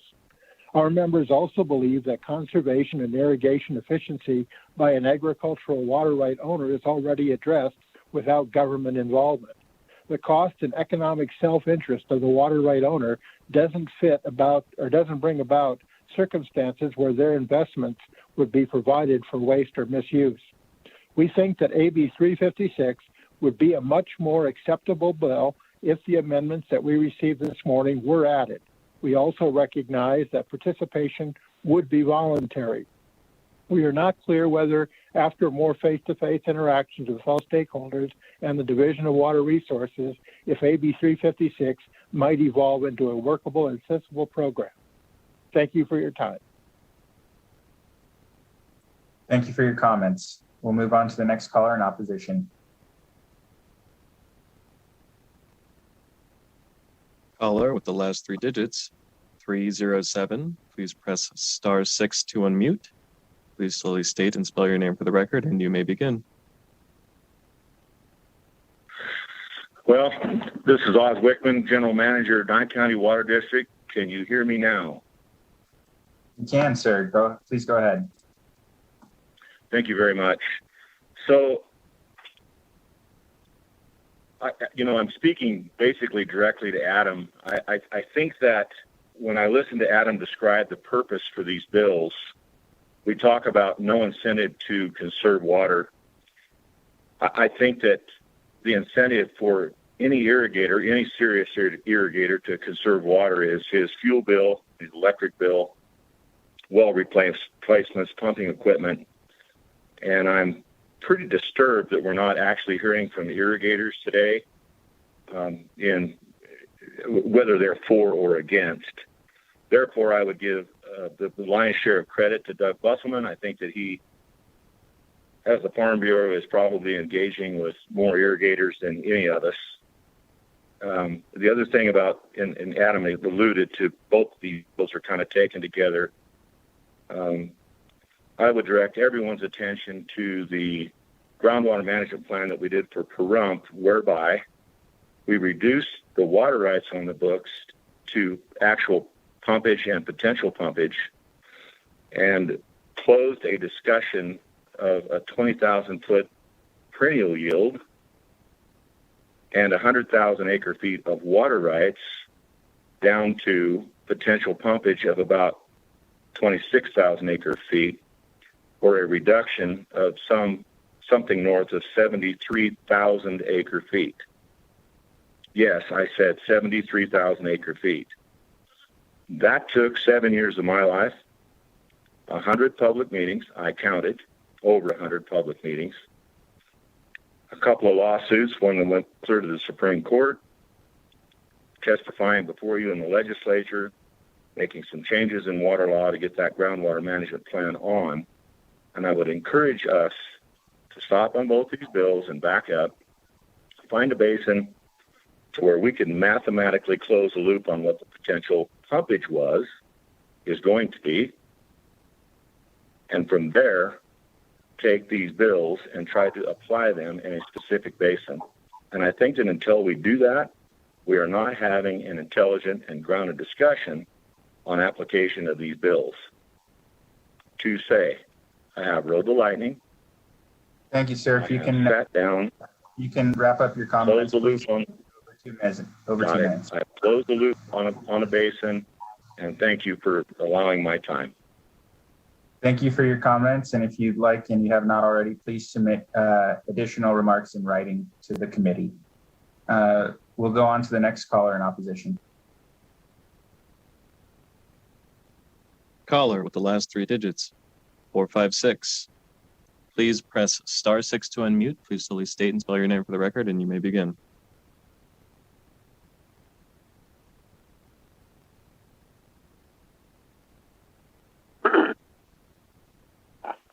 Hi, this is Edwin James, EDWIN-JAMES. I am the General Manager for the Carson Water Sub-Conservancy District. And although this program is voluntary, I do want the committee to recognize that this would violate the Alpine Decree, which administers the surface water rights. So we would want to make it clear to people that this program does not work on the Carson watershed. The other concern I have is with the purchasing of the water rights.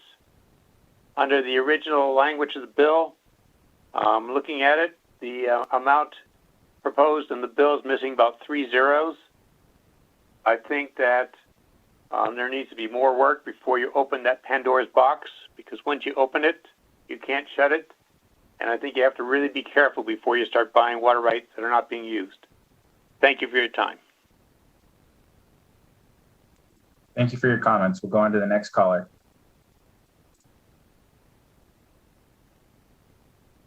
Caller with the last three digits, 068. Please slowly state and spell your name for the record, and you may begin. Yes, my name is Wade Polson, spelled W-A-D-E-P-O-U-L-S-E-M. I am the General Manager of Lincoln County Water District. We oppose AB 356, and we agree with the comments that was submitted by Doug Busselman and Nevada State Farm Bureau. We also agree with the last caller and the last comments about the money that is going to be used to buy water rights. We believe that buying paper water rights where they are not actually being pumped is not a very good way to spend the public funds. We also believe that this bill has kind of been pushed through in a rush. Lincoln County Water District has not been one of the stakeholders on AB 356 or AB 354, and we'd like to be included in those discussions in the future. We believe that conservation is an important thing that we need to do as utilities and water users, and in fact we promote water conservation, but when the legislature comes forth and does not give the public ample time to reflect upon and discuss through public hearings, we are against such legislation. Thank you for your time. Thank you very much for your comments, Mr. Polson. We'll go on to the next caller. Caller with the last three digits, 450. Please slowly state and spell your name for the record. You may begin.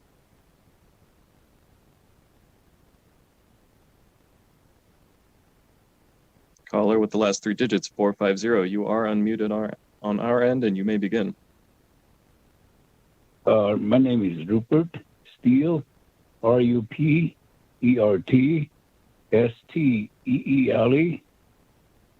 and I'm the chairman of the Confederate Tribes of the Goshute Indian Reservation. And I come before I want to thank Chairman Watson and the commission for listening to me today. And I come forward and the Confederate Tribes of the Goshute Reservation respectfully request that you vote no on AB 356. This bill appears to supplement AB 354, as it would also facilitate water exportation. Specifically, Section 19(1)H of the bill would make it the policy of the state to encourage the highest and best use of water by allowing the sale, lease, or transfer of conserved water. That doesn't sound like conservation. That sounds like a financial transaction and water exportation. The tribes find this to be problematic for several reasons. First, a water conservation bill that allows for the sale, lease, or transfer of conserved water really is not water conservation. It is selling water, which when coupled with AB 354 could simply mean a water market where water is being sold to the highest bidder. Second, the term the highest and best use is undefined, which means it will be left up to the state engineer to decide.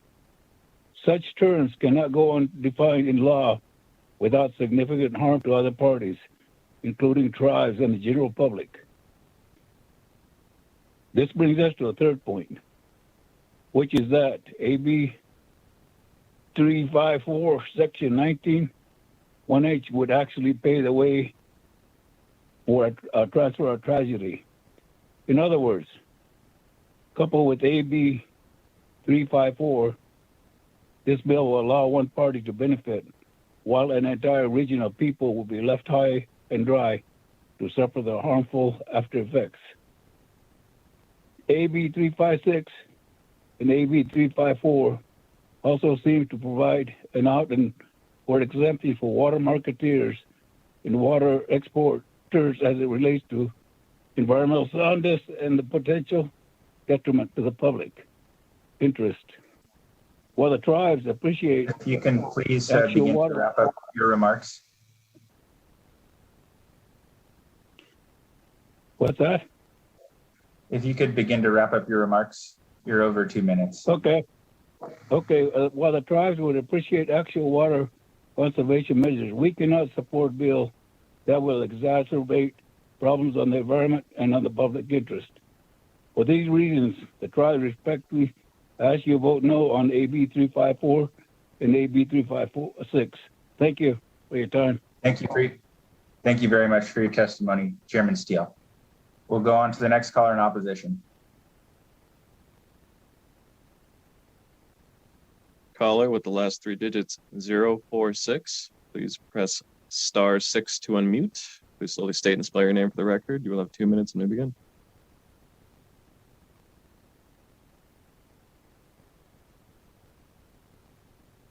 Martin Paris, Martin Paris.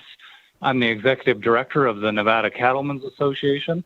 Nevada Cattlemen supports the appropriate management and conservation of all water uses in our state. However, we are opposed to the original version of AB 356 as written, and much like the last bill, have not been given an opportunity to fully comprehend the changes made through the amendment shared earlier today. We are fully aware that participation is entirely voluntary. However, the proposal being brought forward is too crucial and complicated to lend support to without fully understanding the potential consequences and unintended consequences that could arise. We also have questions regarding the applicability of an Oregon-based template here in Nevada and what incentive an agricultural water right owner would have to place 25% of their conserved water back under the jurisdiction of the state. To echo Farm Bureau, agricultural water right owners already have a strong incentive to implement conservation and other efficiency measures on their operations without a state-managed conservation program, just purely due to the cost that irrigation practices take, as well as general economic self-interest. With that said, we remain opposed to AB 356 and ask that this legislation also undergo a larger vetting process prior to this proposal being pushed through. Thank you for your time. Thank you for your comments, sir. We'll go on to the next caller in opposition.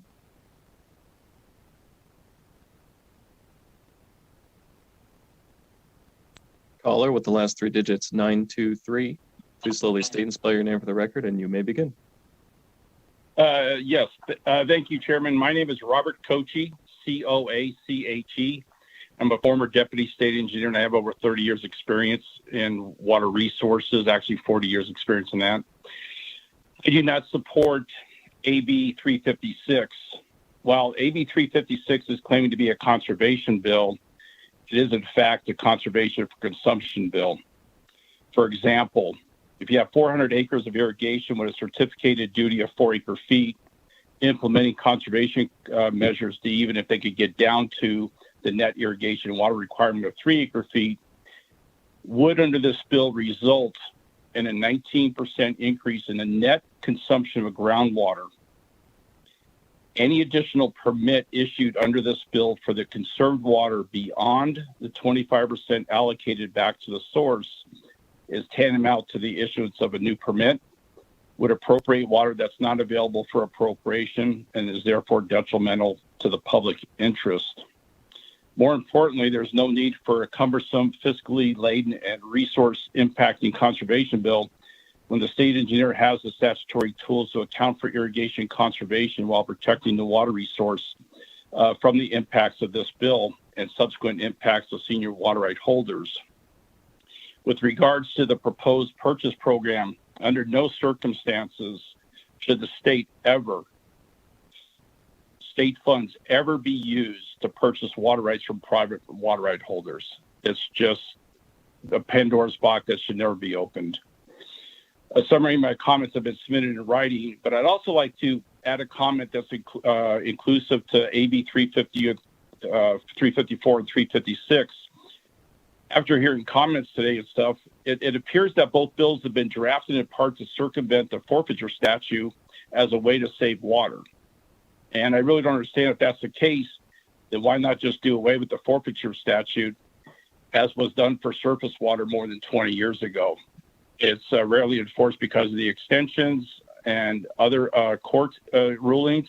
And so just get rid of it. You don't even have to look at that part of the conservation for consumption part when people irrigate every 5 years just to save their water right. Thank you for the time, Chairman, and I appreciate the opportunity. Thank you. Thank you for your comments, Mr. Coache. We'll go on to the next caller in opposition. Caller with the last 3 digits, 463. Please slowly state and spell your name for the record, and you may begin. Nikolai Christensen, Nikolai Christensen.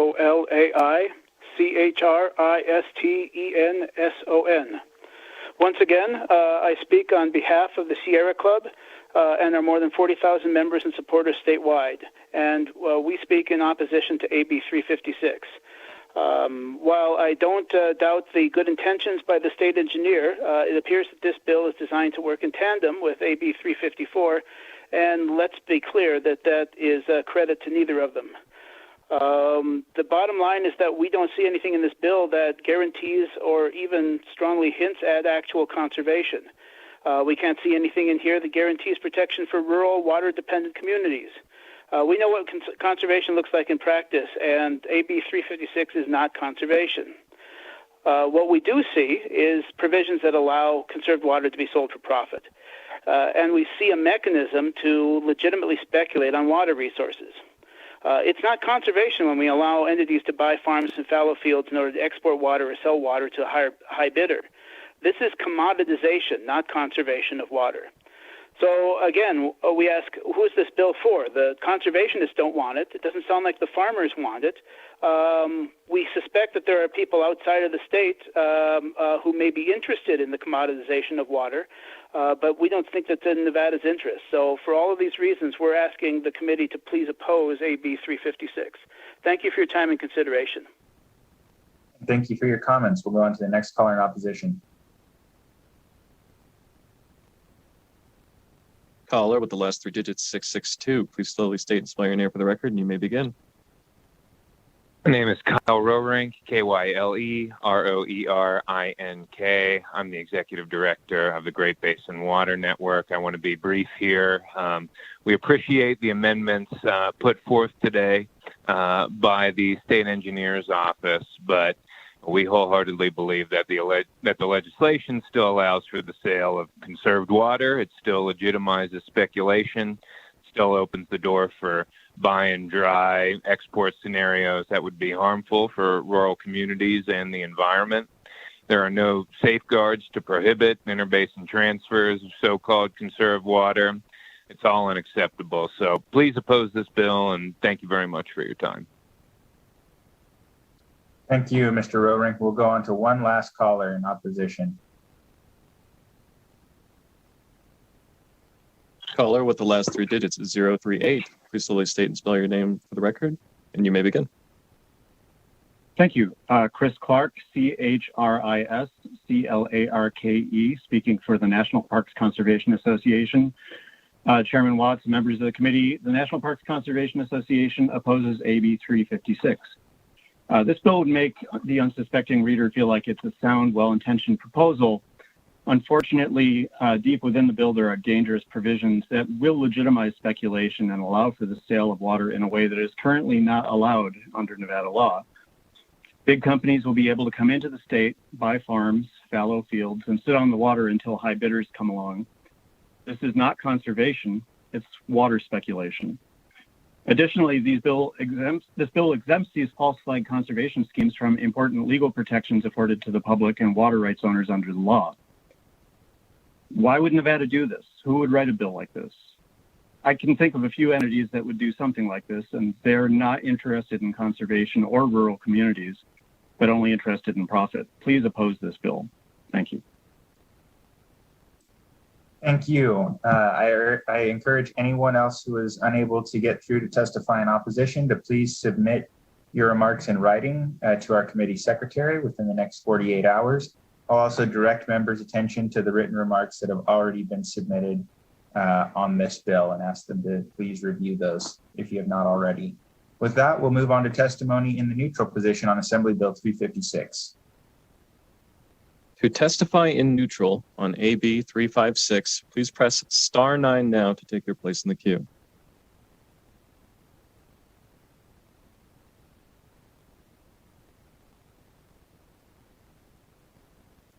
Caller, the last three digits, 721. Please slowly state and spell your name for the record. You will have 2 minutes and may begin.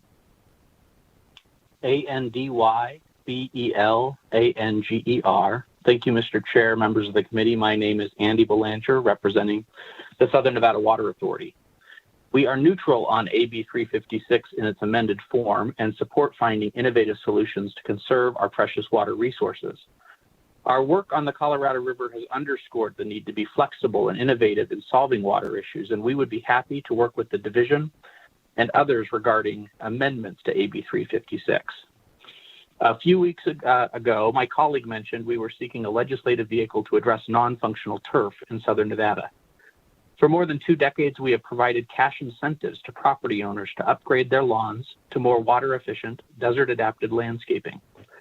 Many residents have used the program to beautify their yards and save significant money on maintenance and water. We estimate that there remain 7,600 acres of functional turf in the Las Vegas Valley, in parks, schools, playing fields, and residential backyards. We support these uses and have made sure our codes continue to protect them. Unfortunately, we also estimate that there are 5,000 acres of non-functional turf that is purely decorative, found along streets and in traffic circles, in the landscaping of businesses, and at the entryways of housing developments. No one plays on this grass. No one walks on this grass, except the landscaper who sometimes has to carry equipment across lanes of traffic to mow it. It is purely for show, and it is a luxury our community can no longer afford. In 2020, the Las Vegas Valley saw water consumption increase by nearly 22,000 acre-feet. This increase is alarming and is a trend that must be reversed, particularly in light of the climate change impacts we expect to see. We're asking the committee to consider an amendment to AB 356 or another piece of legislation to require the removal of non-functional turf within the Las Vegas Valley by December 31st, 2026. We would further ask the legislature to create an advisory committee made up of affected parties to help guide the implementation of this effort in southern Nevada. We ask for your consideration in finding an appropriate vehicle for this important effort, and we thank the committee for its time. Thank you for your comments, Mr. Belanger. We'll go on to anyone else wishing to testify in neutral. Caller with the last 3 digits, 232. Please slowly state and spell your name for the record, and you may begin.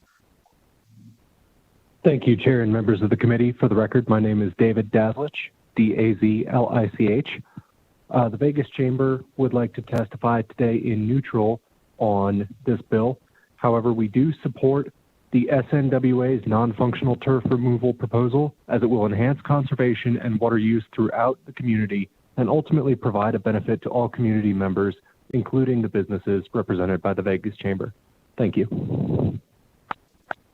Thank you, Mr. Dazlich. We'll go on to the next caller in neutral. Caller with the last 3 digits, 184. Please slowly state and spell your name for the record, and you may begin.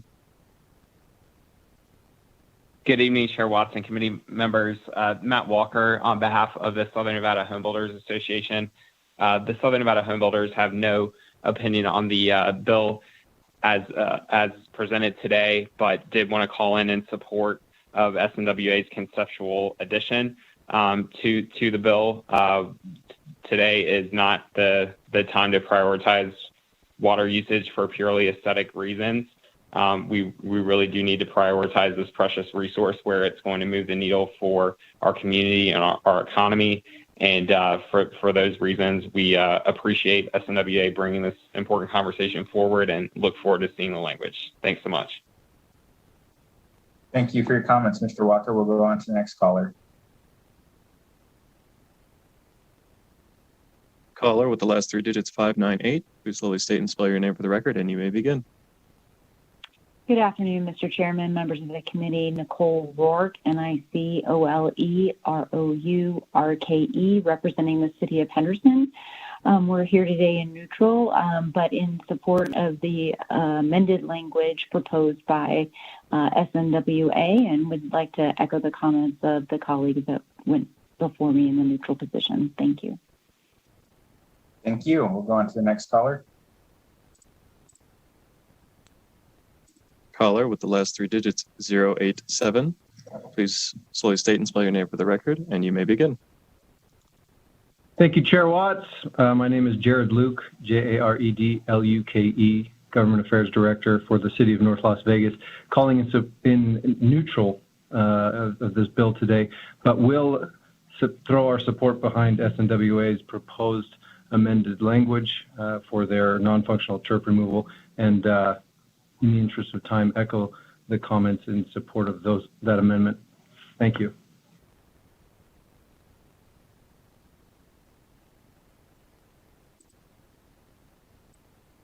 Oh, I was on mute. Thank you. We'll go on to the next caller, neutral. For the callers that have joined recently, we are on testimony in neutral for AB 356. If you would like to take your place in the queue, press star 9 now.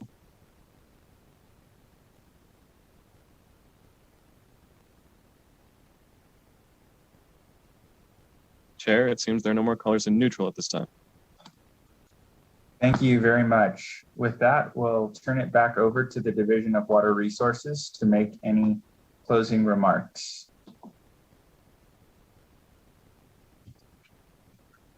Thank you, Chair Watts. Adam Sullivan for the record.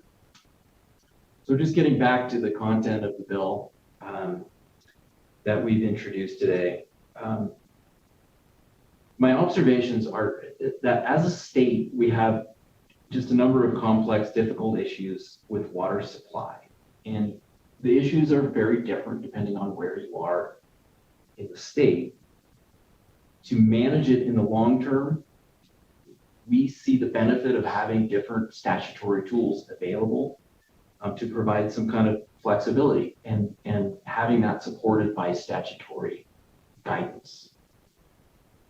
The conservation credit program wouldn't work everywhere, but it could be one of the tools to help address the longer term issues that we face.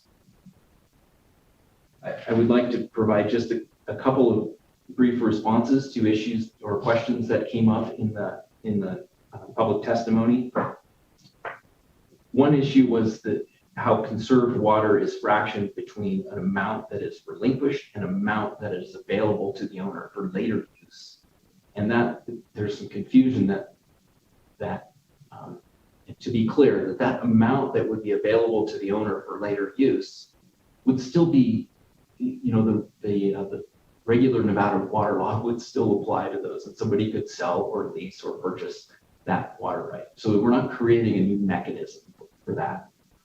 And then secondly, there was a comment that came up about the net irrigation water requirement and consumptive use. And that's a good point to bring up that didn't previously get addressed in the testimony. And it would be important if this bill were to go forward that the quantification of conserved water would be on a consumptive use basis. And that's reflected in the amendments that we have proposed.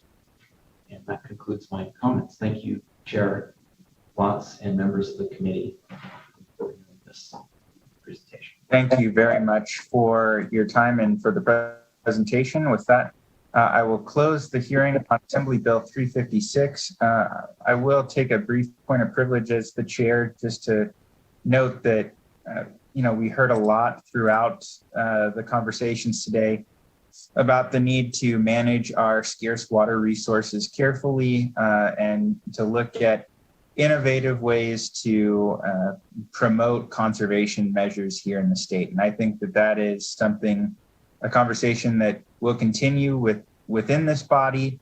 It will continue, in the interim, and look forward to seeing those conversations move forward and hopefully have policy come before us that continues to advance conservation within the state. So I just wanted to note that while there may be disagreements on the bills that were brought forward today, it seems like there is a large degree of support for continuing to work towards that direction, and I appreciate that. With that, members, the last item on our agenda is public comment. Again, in order to provide public comment, you have to register on the legislative website. We ask members of the public to limit their comments to 2 minutes and not to speak on the measures that have been heard in the meeting, as those matters are closed and we've moved on. So with that, we'll go back to Broadcast Production Services one more time to see if we have any callers wishing to provide public comment. Thank you, Chair. To take your place in the public comment queue, please press star 9 now.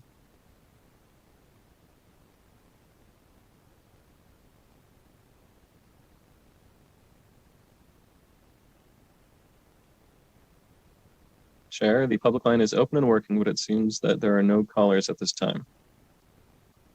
All right. Thank you very much, members, for your time and attention and letting me